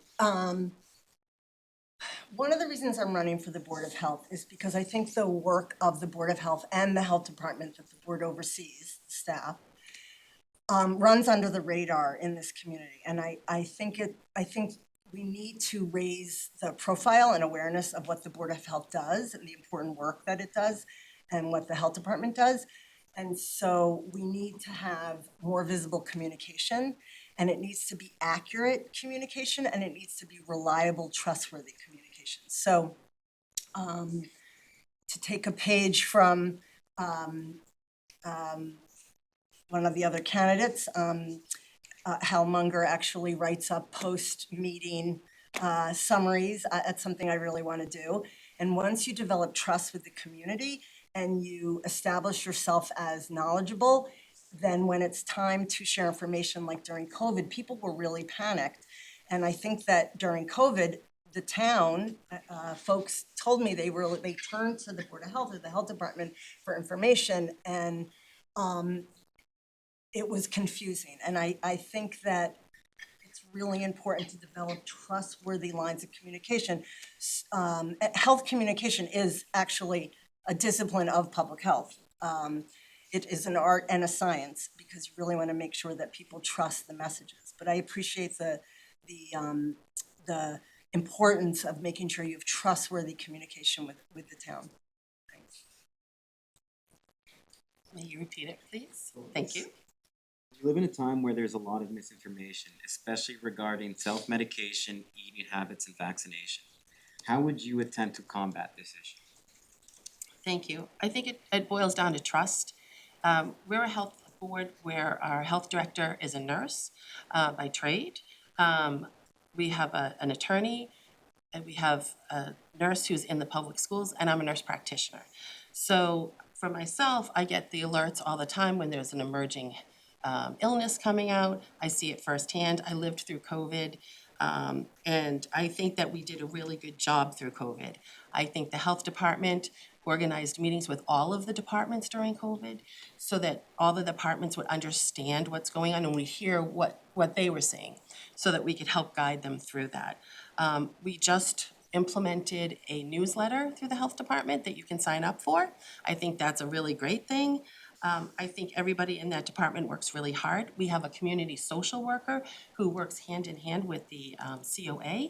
She goes to the library and meets people there. And she works with the schools and she talks to the school department. So I think we have a really great department. I think they do a lot more than they get credit for. And I think in terms of information, we put things on the website. You can always go to our meetings. Our meeting minutes are posted, and they're up to date, which I can't say for everybody, but ours are. And so I think it's really helpful for people to see that. Thank you. Thank you. That concludes our Board of Health forum. And we will now hear closing statements from the candidates chosen at random. And the order will be Ms. Milbauer and then Ms. Musto. Thank you so much. I just want to clarify something. We've had the opioid money for 4 years and we've only spent $45,000 out of $500,000. And we've got more money coming in every single year for another decade. So I think that there's a lot of work and a lot of planning to do around that. So thank you again for hosting us. When I first moved to Milton 24 years ago, I knew only a couple of families, but no one in my own neighborhood. The very first thing I helped organize was a block party. I had a 6-week-old infant in my arms on the day of the actual event. I knew that her future would be enriched by feeling a sense of belonging and connectedness to her community. Public health is exactly that, bringing community together to promote well-being. That is why public health is mission-driven for me. It really matters that we engage neighbors in community planning. We include their voices and create the very best policies and opportunities we can, all based on data-driven evidence for everyone, youth, families, individuals, and aging adults. I will end with a quote from my mom, who's 95 and a half, and embodies what healthy aging in place looks like. Vote for Deborah, you won't be sorry, because she has a work ethic beyond belief, and I love her. Thanks for voting for me, Deborah, Health on Tuesday, April 28th. Okay, thank you. Earlier, I mentioned the experience I bring to the board with over 35 years of experience treating patients in frontline healthcare roles. I also noted the great work being done by a health department, initiatives that I've strongly supported and pushed for. Our board works well together. 3 members, all with different backgrounds, focused on how to best help the residents of this town. Our health department has done amazing work, and if re-elected, I look forward to working with my colleagues to further the department's efforts. I'm running for re-election to the Board of Health, and I'm running for election to the Select Board. It's an asset to the town of Milton to have me serving in both roles at the same time, just as I did with endless dedication and energy from 2022 to 2025. I'm the only candidate on the stage here to have served in both roles. I'm also the only candidate who has supported a turf field at Lower Guile because I care about our children's mental and physical health and equitable access to fields and playtime. With the project in limbo, it's costing the town money, and serving on both boards allows me to help address concerns while ensuring this important project moves forward in a responsible manner. Finally, I'm the only candidate who's been advocating for more inpatient hospital beds for those in need. Our town and region is experiencing a health hospital bed capacity crisis. Our elected officials should be elevating this issue, and that's what I'll do if reelected to the Board of Health. I respectfully ask for your vote on Tuesday, April 28th. Thank you. Thank you so much to our candidates, and please give us a moment while we set up for our next forum, which is candidates for the library trustee.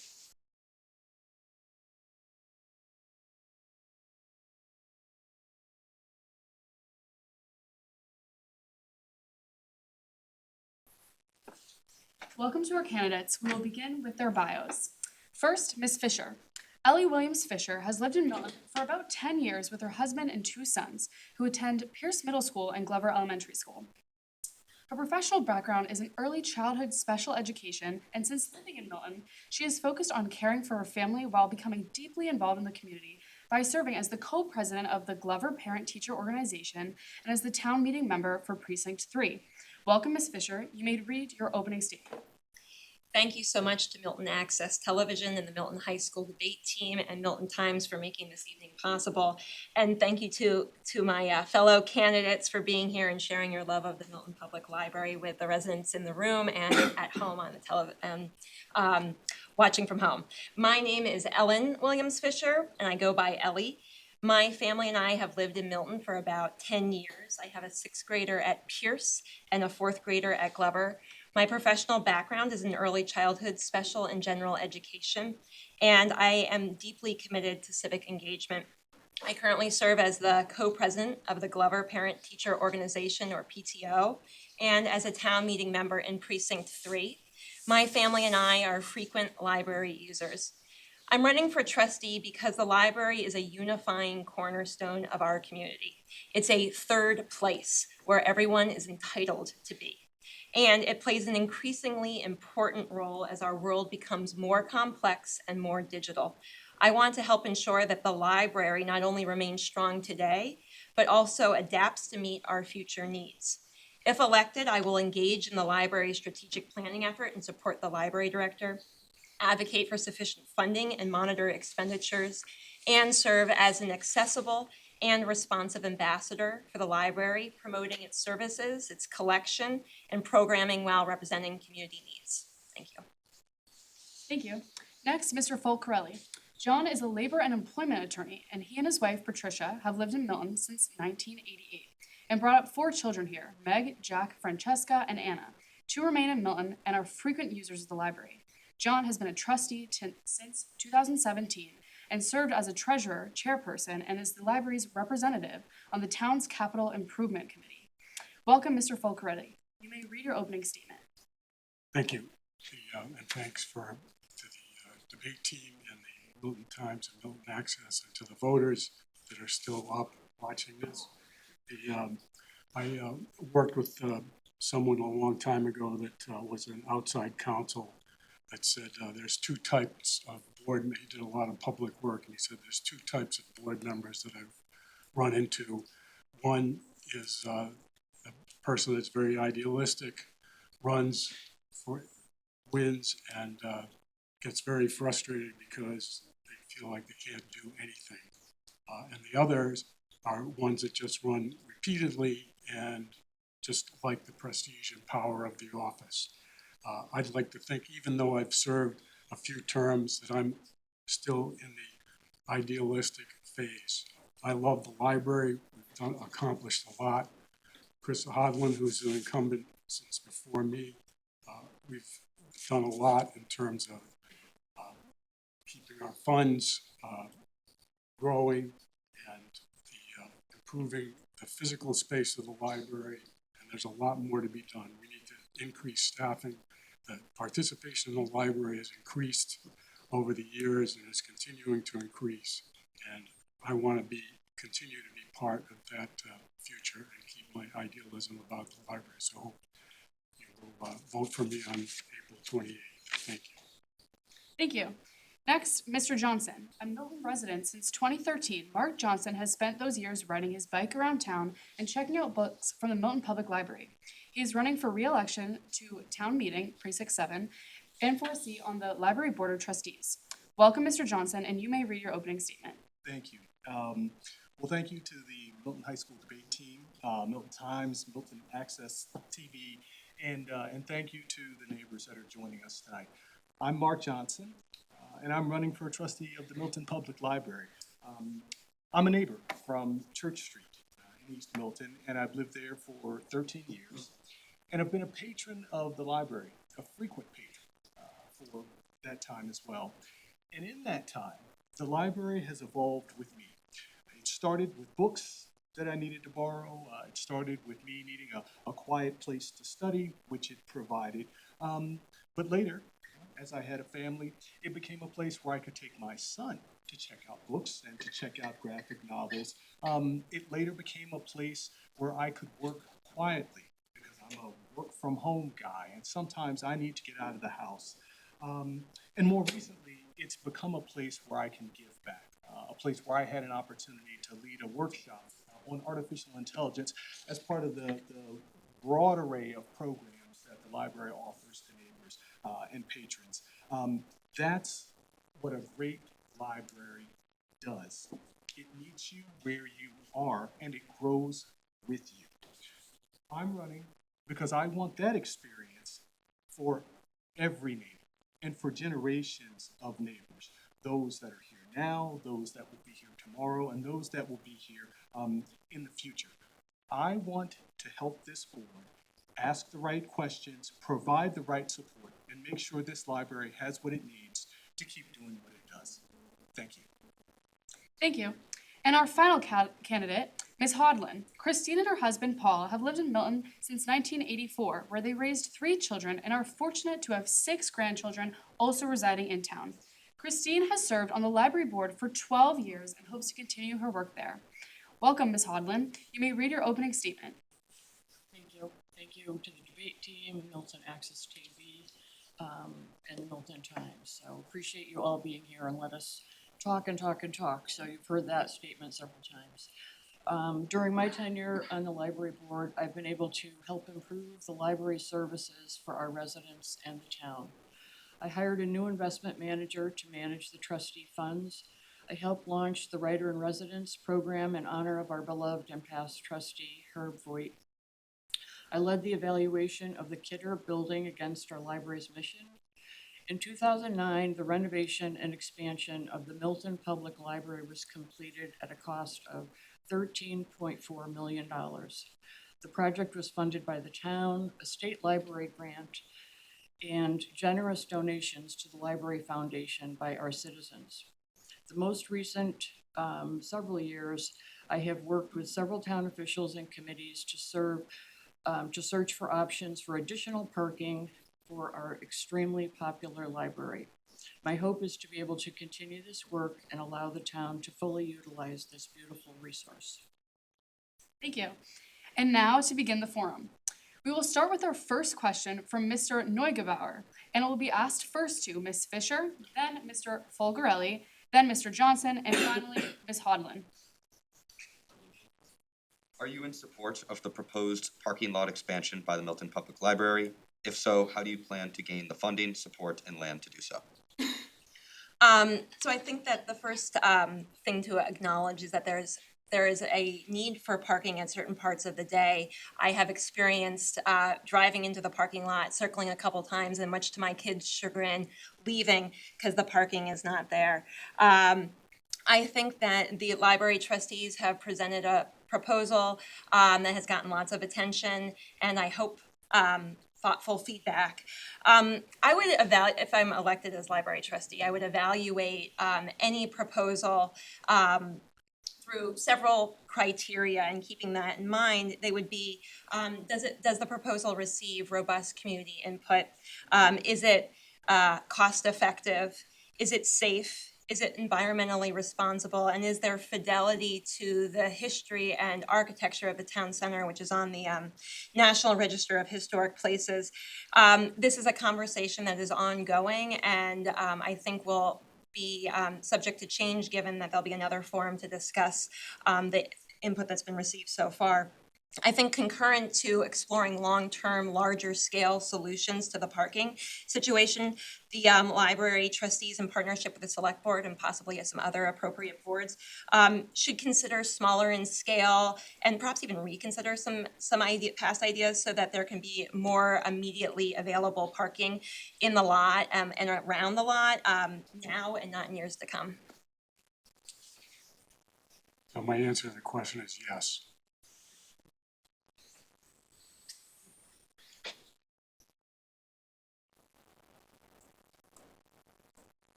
Do you want to answer the second part of the question?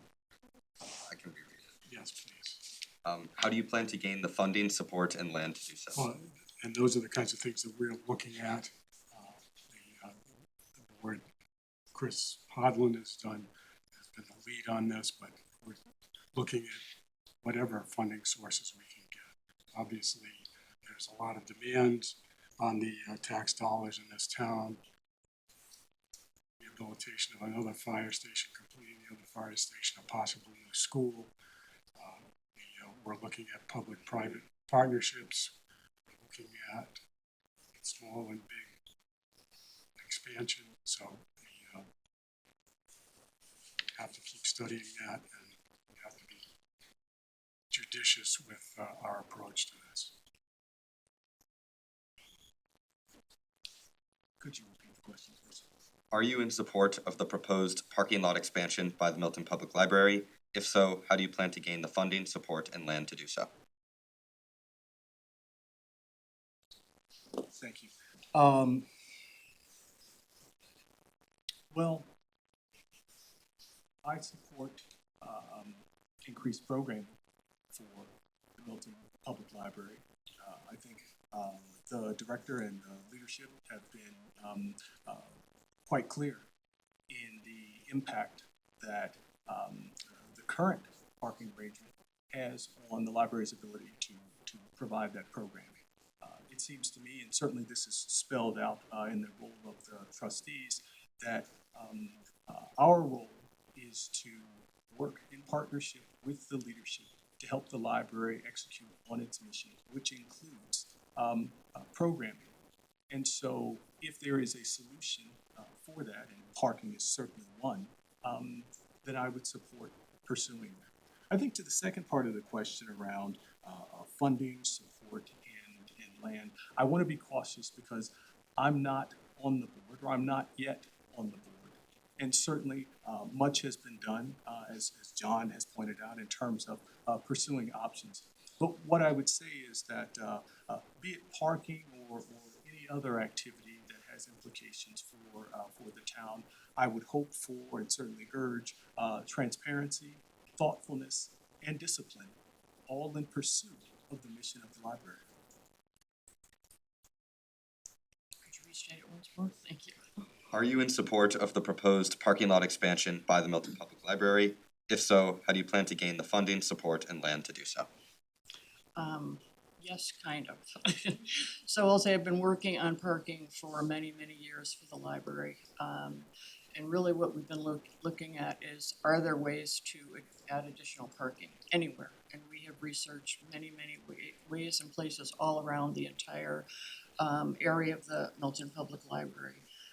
The library needs more parking. It needs more parking to support what is currently happening at the library. We have rooms that are empty because we can't allow people to use those rooms because we don't have enough parking for them, because there's other programs going on that fill up the parking lot, and so there's a room empty. We also have programs. One of the most popular is the morning children's programs. We could have more people there. It's a great demand program, and we could have more people there, but there isn't enough parking to support more, even though we can do that.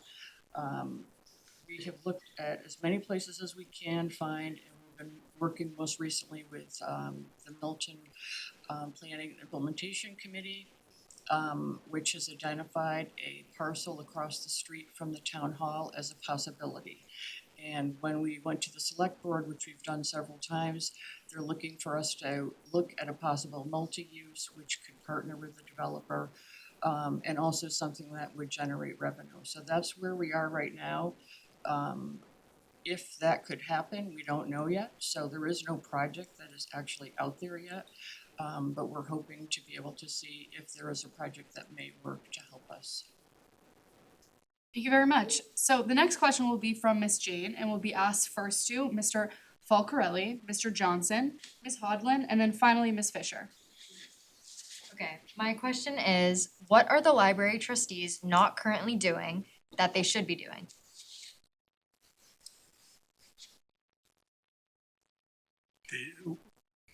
I think, well, I don't necessarily agree with the predicate there. I think we're doing a lot here, and we're continuing to do a lot. We look at the budget, we review policies, we review space, we every 5 years have a new strategic plan. One of the things that we did do, and I've been a member of the library has a seat on the Capital Improvement Program Committee, and I've been the first and only representative of that so far. We recently got a generator for the library, which was much needed, and we've just also approved a whole bunch of other physical renovations, et cetera. So we just need to be, it's not that we're not doing anything, we need to do more of what we've been doing, so as best as we can.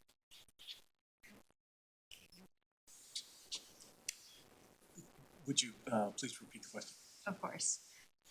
My question is, what are the library trustees not currently doing that they should be doing? Well, I said earlier that I didn't want to be presumptuous around some things because I'm not yet on the board. But I'll point to two things that I suppose I'm curious about. I'm a patron and I'm a parent, and I'm a frequent user of the library. So a thing that I wonder is kind of whether and what opportunities the library, with kind of guidance and support from the board, is pursuing with the schools and their PTOs, with local literacy organizations, because that certainly seems like a partnership opportunity that would be appropriate for a local library, and that would be beneficial to the town and its patrons. So that's a thing that I wonder about. I also wonder kind of what opportunities there are for the library and really the board to be more visible to members of the town. I am somewhat familiar with the role, obviously because of my patronage and now current interest, but I know that there are other neighbors who wish to know more about what the board does and the ways in which they and the town can partner to really support the library towards the fulfillment of its mission. Thank you. Could you repeat it? Just one more. Yes. So my question is, what are the library trustees not currently doing that they should be doing? Give me more time to think of something that we're not doing, so. I don't know, that's a tough question. I think certainly some of the things that Mark said, possibly literacy programs is something that we have not taken on. I know there's several other libraries in the area that do that, that do English learning for non-English speakers.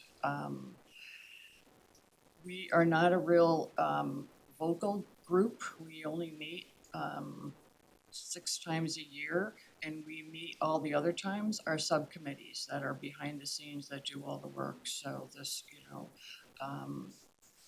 isn't something that we're out there. People they can certainly come to the subcommittee meetings. They're all posted. But I'll say one thing that I would really like to see is developing more advocacy for our need of parking, because many people are like, I don't hear anyone saying there's no parking, but I need parking, I need more parking. So it's like people don't really believe that this is an issue and a problem for the library in order for it to grow.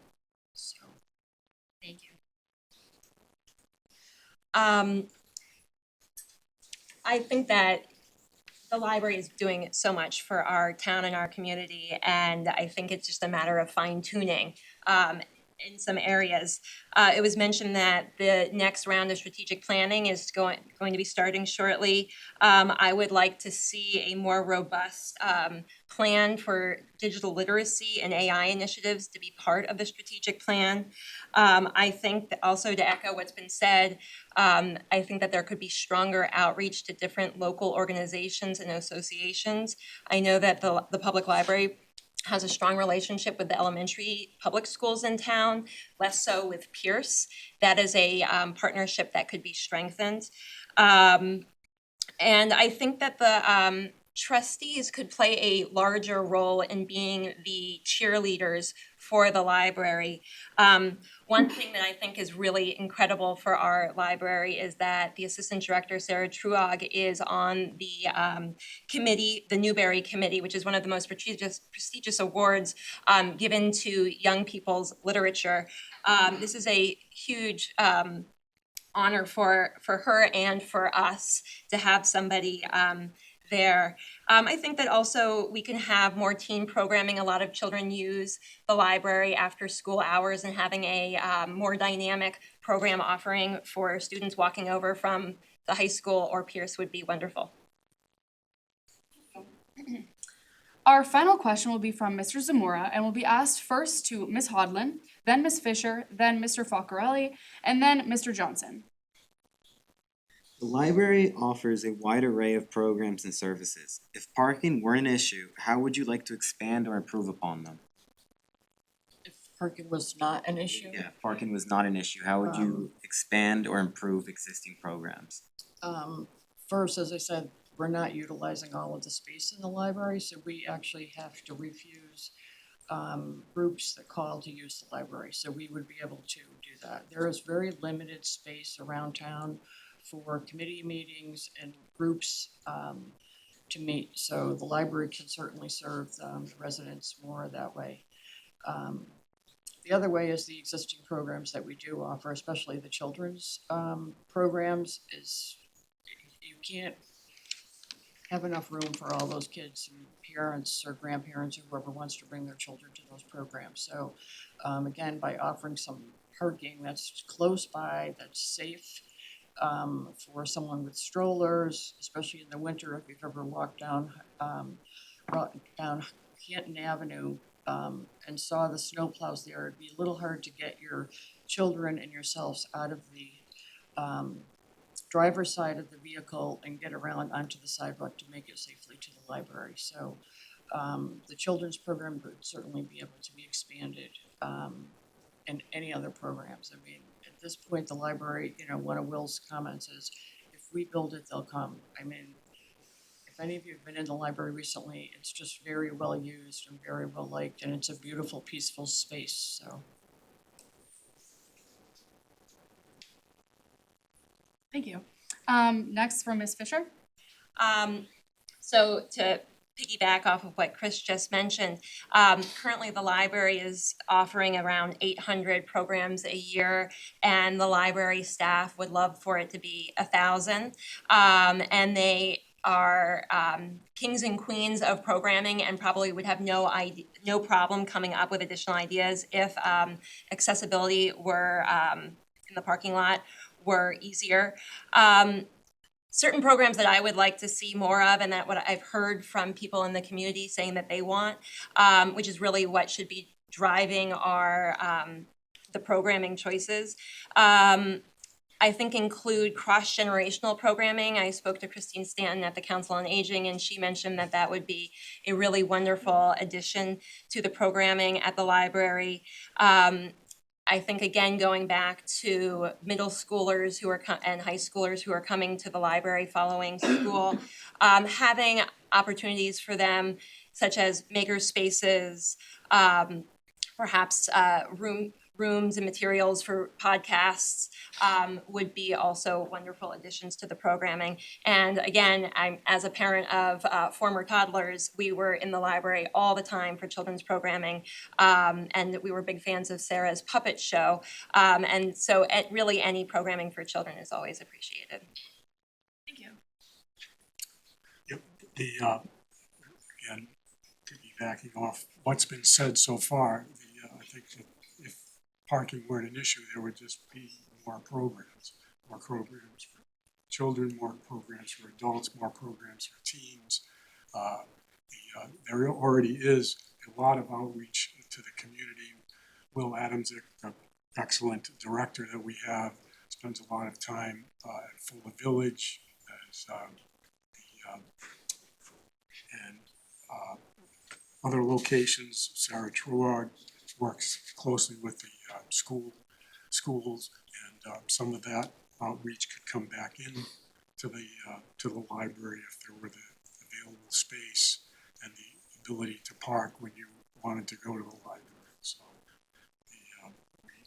we don't like hearing that people, have come and, decided that because they can't find a parking space, they're gonna go someplace else. So we need to do what we can to make parking not an issue. Well, thank you for the question. I think about this in two ways.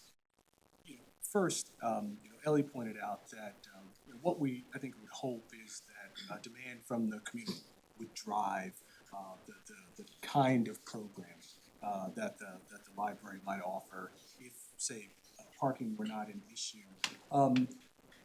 Speaking as someone who had an opportunity to lead a program there, I would say that I would have appreciated a chance to have done it twice, perhaps in the same day. On the one hand, I was grateful to be able to do it at a time when presumably many neighbors could join.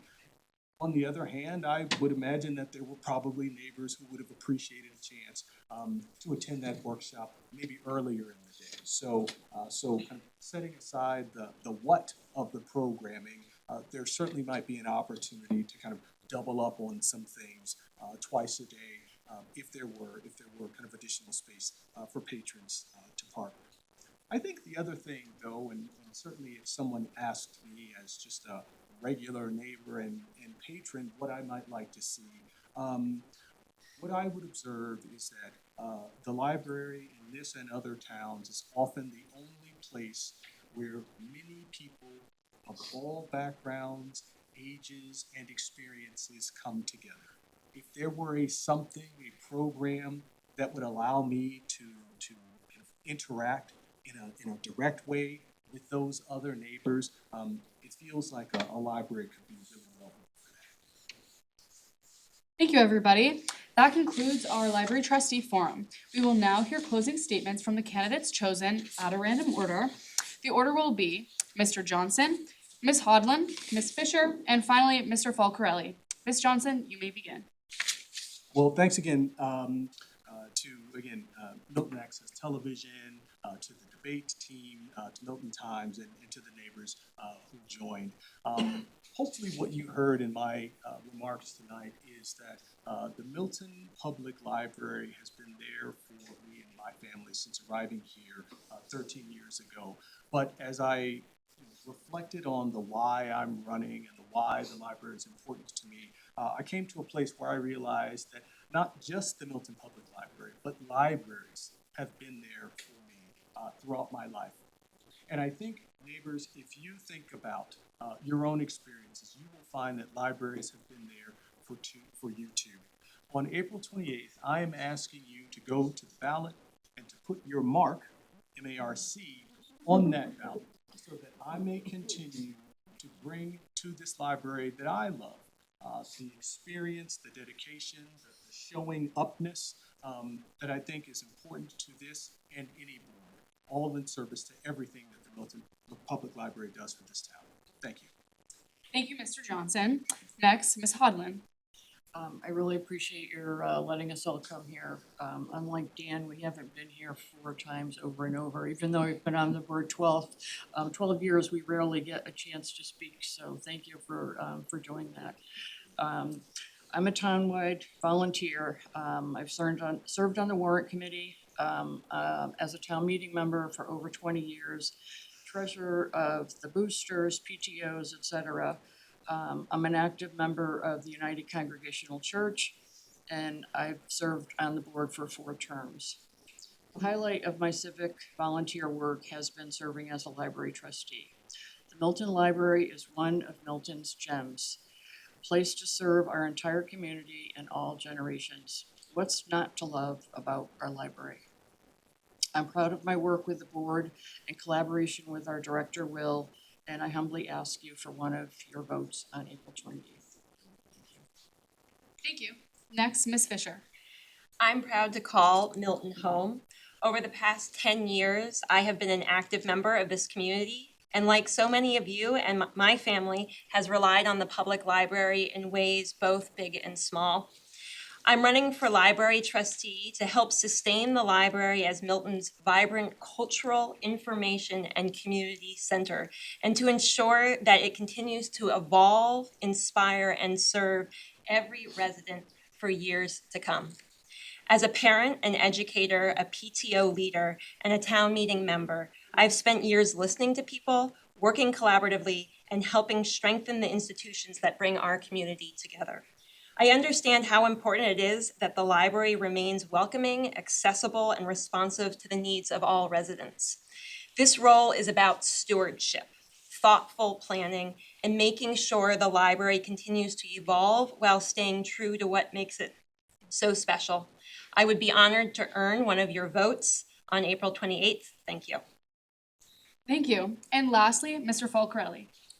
So as I'm sitting here, I have to say, if I were in the audience, I would have a hard time deciding. I think this is a panel of great candidates. And I think any one of us will do a great job on the trustees.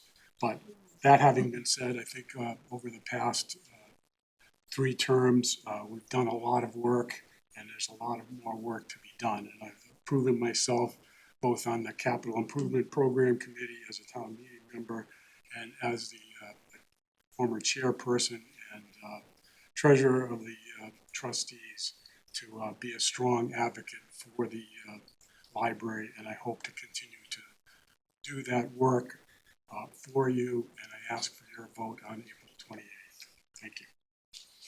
Thank you to our candidates. Please give us a moment while we set up for our final forum of the evening. Candidates for the planning board.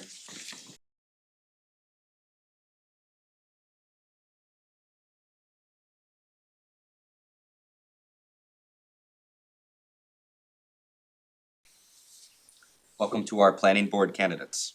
We will begin with Mr. Munger. Hal and his wife Jacqueline live in East Milton with their 3 young boys, 2 of whom are in the French immersion program at Collycott. He is an Eagle Scout and a graduate of the University of Notre Dame. Outside of work, he coaches youth flag football and basketball and volunteers with the Milton Foundation for Education, where Jacqueline is a board member. Welcome, Mr. Munger. You may now read your opening statement. Thank you. Good evening, everyone, and thank you to the Milton High School debate team, Milton Times, and Milton Access TV for hosting this event. Over the past year, I followed every planning board meeting, attended community meetings across town, and shared recaps with neighbors could stay informed without sitting through hours of discussion. That experience has reinforced my belief that the decisions we make today will shape how Milton looks, feels, and functions for years to come. Serving on the planning board comes with responsibility, not just to manage change, but to shape it thoughtfully and to leave Milton better than we found it for the residents in every neighborhood. That's why I'm running. For 364 years, Milton has evolved to meet the needs of its residents, shaped by generations who did their part and passed it on. Now it's our turn. We need to be proactive about the future we want and honest about what it will take to get there. We owe it to that to ourselves and to the students here tonight who will inherit these decisions. My approach is focused on 3 priorities. First, stronger public engagement, bringing residents into the conversation early to build trust and improve outcomes. Second, encouraging a wider range of housing options so people at every stage of life can find a place in Milton, guided by clear, predictable planning. And third, protecting what makes Milton feel special while ensuring we remain a welcoming, vibrant community for all. I'm an architect with nearly 20 years of experience in planning and historic preservation, focused on listening, collaboration, and problem solving. That's what good planning requires, and that's what I'll bring to this role. Thank you. Thank you, Mr. Munger. Our next candidate is Lindsay Sands. Lindsay Sands is a longtime Milton resident, attorney, and a mother of 3. with more than 20 years of experience spanning affordable housing, economic development, and infrastructure. Every day, she navigates rules and regulations, solves problems creatively, and finds common ground to help projects move forward. She is running for planning board to bring a practical, thoughtful approach to growth with a focus on clearer processes, more certainty, and planning that preserves what people love about Milton while preparing for the town's future. Welcome, Ms. Sands. You may now read your opening statement. Thank you, and I will assure you, I'm not the mother of free. My 3 children are quite expensive, as everybody knows, being a parent. Good evening, and thank you for having me. I'm Lindsay Sands, and I'm running for planning board because I believe Milton can continue to grow thoughtfully, practically, and still feel like Milton. Milton, like many towns, is at a turning point. We are facing real decisions about housing, zoning, traffic, and growth, and about what kind of town we want to be in the years ahead. I'm running because I believe this moment calls for steady judgment, clear planning, and leadership that can look beyond the issue of the day. I'm an attorney, and for more than 20 years, my work has been about navigating complex rules, balancing competing interests, spotting issues early, and helping moving important projects forward. I started my career in affordable housing, and today I work in-house at a clean energy company, where I help make forward-looking decisions that affect both business and communities. That experience has taught me how important it is to ask the right questions early, create clearer processes, and make decisions people can rely on. This is personal for me too. I'm a longtime Milton resident, a former town meeting member, a precinct captain on the override, and my husband and I have 3 children in the Milton Public Schools. So the decisions this board makes are not abstract to me. They shape the town my family calls home. My priorities are smart, sustainable housing, stronger support for local businesses, and planning that is clear, fair, and forward-looking. Milton can grow and still feel like home, but only if we plan well together. I'd be honored to earn your vote on April 28th. Thank you. Thank you. And our final candidate of the evening, Ms. Cheryl Tagayas. Cheryl and her family have made Milton their home for decades, a town defined by its historic character, strong neighborhoods, and deep sense of community. As the longest-serving member of the planning board, Cheryl, a licensed architect, believes that proactive planning can help ensure that Milton continues to meet the evolving needs of residents while also protecting what makes it special. Welcome, Ms. Tagayas. You may now read your opening statement. Thank you. I'll see if my voice will make it with us tonight, being the last candidate here tonight. But thank you to Milton Access TV, to the Milton Times, and to the Milton High School debate team. My husband, George, and I moved to Milton nearly 30 years ago, and our 2 children were born and raised here, and they are both Milton High grads. Very proud of that, as I might add. And we've been really happy to make Milton our home for these 3 decades. As I said in the opening comment, I am an architect with over 30 years of experience running my own practice. So what I do with that is not only design buildings, but I assemble teams, I assess sites, I study neighborhoods, I engage with communities, and navigate complex approval processes. These skills I've been bringing to the planning board for the last 11 years, and I'd like to continue to do that because I think there's a lot more work that we can do in Milton, and I think my skill set and my experience would be valuable to that. I also have chaired the Master Plan Implementation Committee for 10 years, and I learned so much in doing that work. I've worked with so many people, both on the planning board and on the Master Plan Implementation Committee. And I've served 15 years as a town meeting member.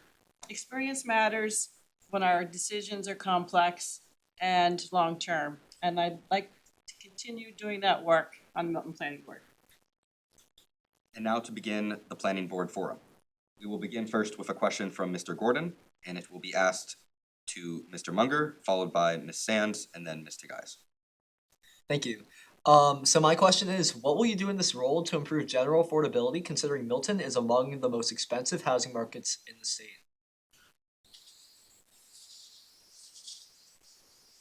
Yes, thank you for that question. I think that that's one of the most important things that we as a planning board and we as a society and community really need to tackle. Affordability can be 2 things to me. It can be affordability, meaning that it's a certain, the price of the house or the price of the unit is a certain amount of the average median income. But I also think that we can address affordability by providing more diverse housing options. And what I mean by that is currently Milton has a very great number of single-family homes. You drive around anywhere in town, we have wonderful, beautiful homes. We have a few larger developments like 88 Wharf and the Hendry's Building that have come online recently.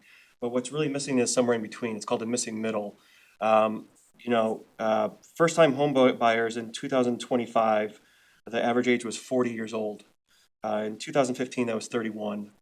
We have a real problem here where we don't have the types of houses that the people want in town. I was speaking with a woman when we were door knocking in East Milton, and she was voicing concern that she has a very beautiful home that she can't sell because she has nowhere to go in town. I think that we owe it to both the people that are more senior in town, but also people that are high school age, and my kids that eventually will be coming back and providing opportunities for starter homes. And I think the planning board has a really important role that we should be playing and that we need to be playing in the future. Yeah, I think one thing to recognize at first is affordability, and why Milton has become so expensive is because of the town that we've made it, right? Our schools are developing, the graduates are thriving. We've developed a lot over the years. Hendry's Building, more restaurants than before since I moved here since 2010. It's getting late. And I do believe that there needs to be diversity of housing. I think we need to, again, focus on the affordable housing 10% threshold, make sure we stay ahead of that. That will constantly be a moving target. The more houses you put online, the more that percentage will change. I think we need to look at other programs. There's a 40Y program, which I understand may not make a lot of sense for Milton, but it is more of a starter home, kind of a cottage home neighborhood. I'd like to kind of at least explore that as it generates some revenue both for zoning and building. And I think we also need to just have a balancing act. There is affordability from supply and demand. There's affordability, like Hal said, area median income. But I think that if you're looking at standard overall affordability of living in this town, you're constantly going to be balancing by improving amenities and livability and how that's going to increase the value of living here. Mr. Guys. It's a really challenging question and an issue, I think, not just for Milton, but for the state, for the country, and the world, actually. Our state has been trying to address affordability through some state initiatives, going way back to 1965 with the 40B regulation, and more recently with the accessory dwelling unit and MBTA communities. There's currently legislation pending that would also adjust our zoning. So I think Milton really needs to look at its zoning. We, in the town of Milton, implemented zoning in 1938, after much of Milton was already built. What was built before that zoning included 2- and 3-family homes. We have hundreds and hundreds of 2 families that are interspersed amongst our single families that most people probably wouldn't know are there. But they provide an affordable option, but we don't allow those to be built anymore. So I think we need to look at that. That's the kind of infill I think that Hal's talking about, and it's the kind of scale I think that people would support. I also think we need to look at our town-owned land and what we might be able to do with that. Because when we're looking at mostly single-family homes and looking at seniors who wish to downsize, where can we find some opportunities with land that is available? There might not be a lot, but we need to turn over every rock.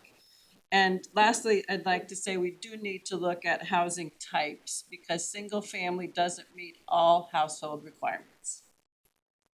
Thank you. The next question will be from Ms. Cross and will be asked first to Ms. Sands, followed by Ms. Tagayas, and finally Mr. Munger.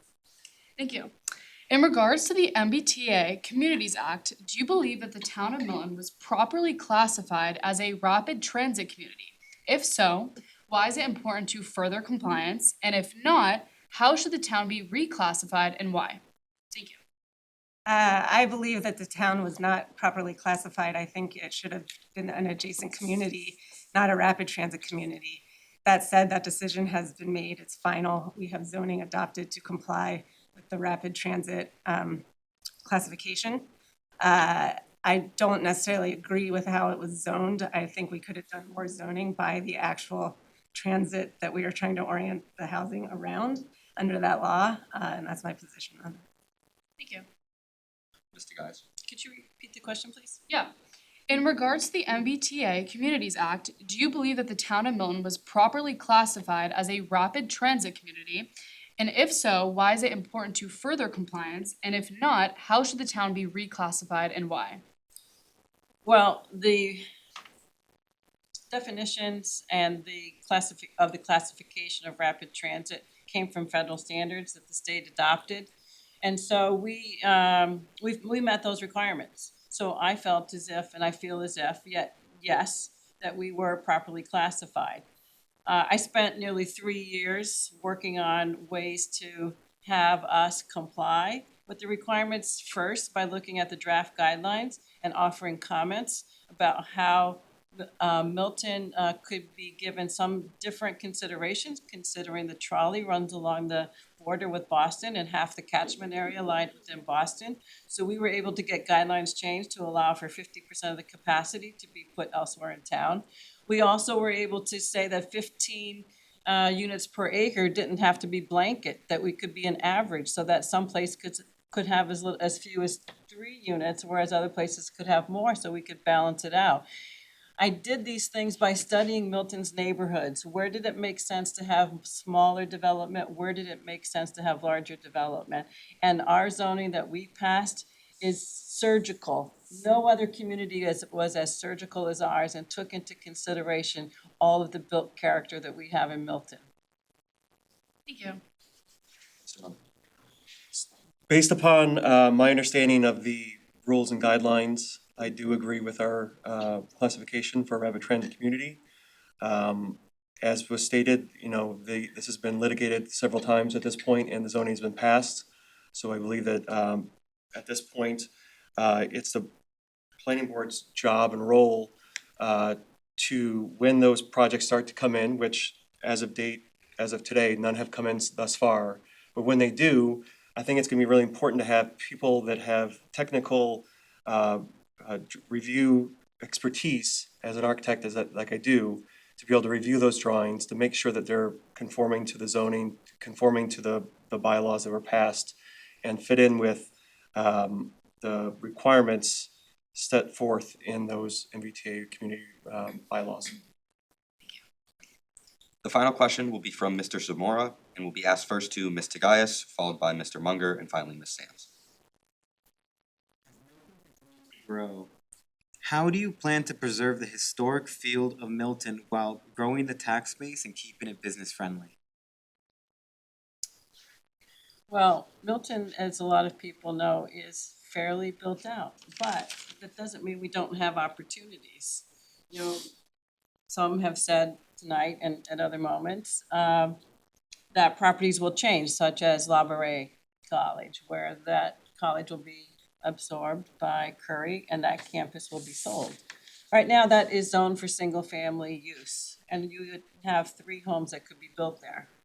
Now, there's probably a 90,000 square foot building there, so is that tearing that down and putting 3 single-family homes the best use of that land? Milton has lost properties and put single families. That's why we're in shortage of community space. The Women's Club torn down, so for 3 single-family homes. We need to think about where we have opportunity, and it'll be surgical, just like the zoning was, but I think it's possible. Our business districts have vacancies.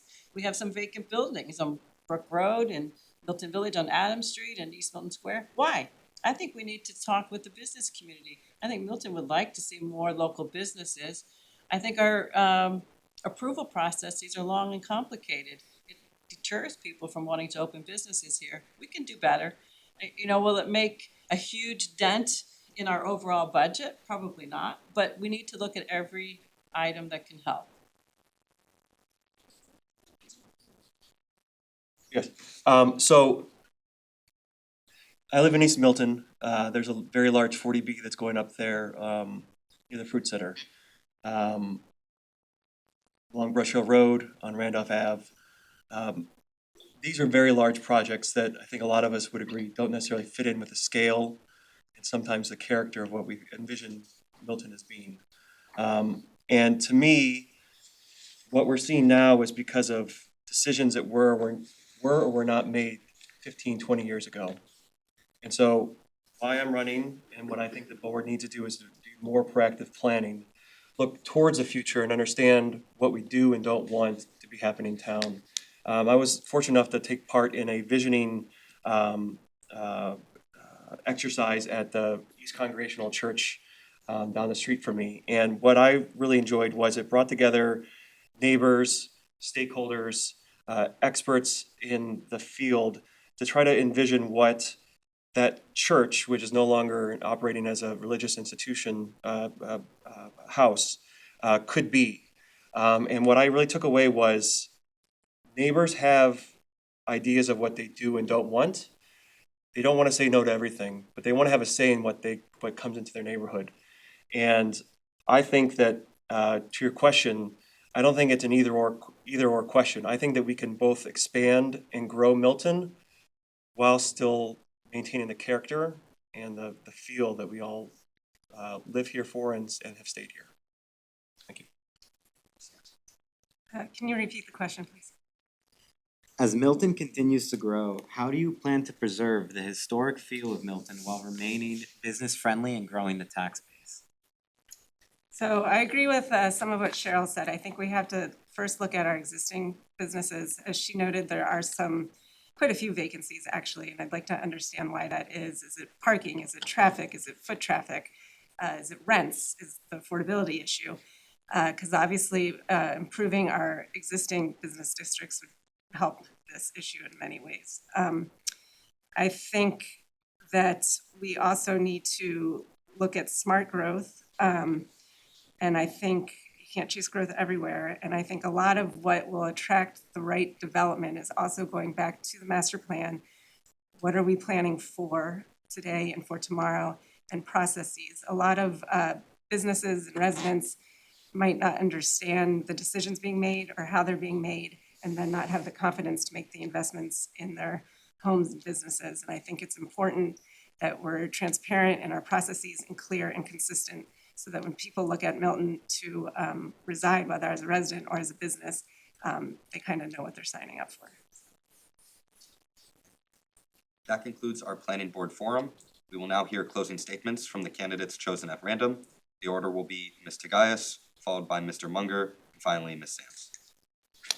I'm running for re-election because the choices we make today about housing, local businesses, open space and recreation will shape Milton for generations. Protecting what makes Milton unique while preparing responsibly for the future takes thoughtful, proactive planning, clear decision-making, and a commitment to listening to residents. My priorities, if re-elected, are to collaborate with other boards on long-range planning to ensure long-term sustainable solutions, to address housing needs proactively so we shape our future intentionally rather than reacting to outside pressures. Local control is key to protecting neighborhoods. Third is to support local businesses and appropriately scaled economic development, smart, measured growth to strengthen our tax base. This would include streamlining the permitting processes to be clear, fair, and predictable, saving time, reducing unnecessary costs, and providing transparency. Clear rules build trust. I would be honored to have your vote. Thank you.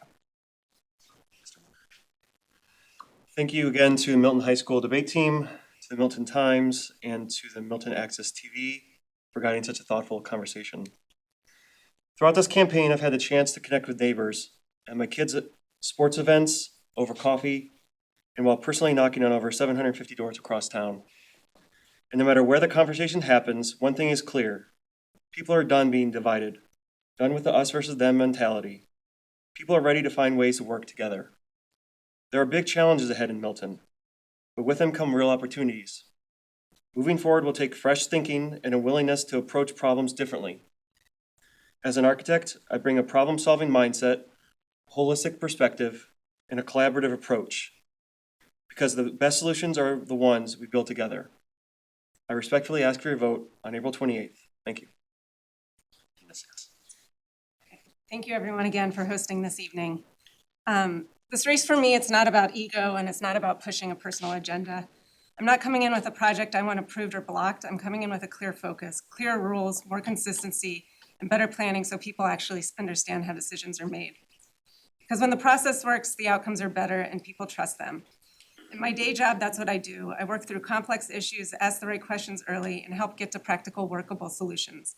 And at home with 3 kids in the schools, I'm just as invested in getting this right for the future of the town. I don't take myself too seriously, but I do take this work seriously. I would just focus on doing the work thoughtfully, asking good questions, and making decisions that hold up over time. I'll admit lawyers don't always get a lot of love, but this is one place where reading the fine print and asking the extra questions actually matters. I would really appreciate your vote on April 28th. And that concludes our evening. Thank you to all the candidates for participating in tonight's forum.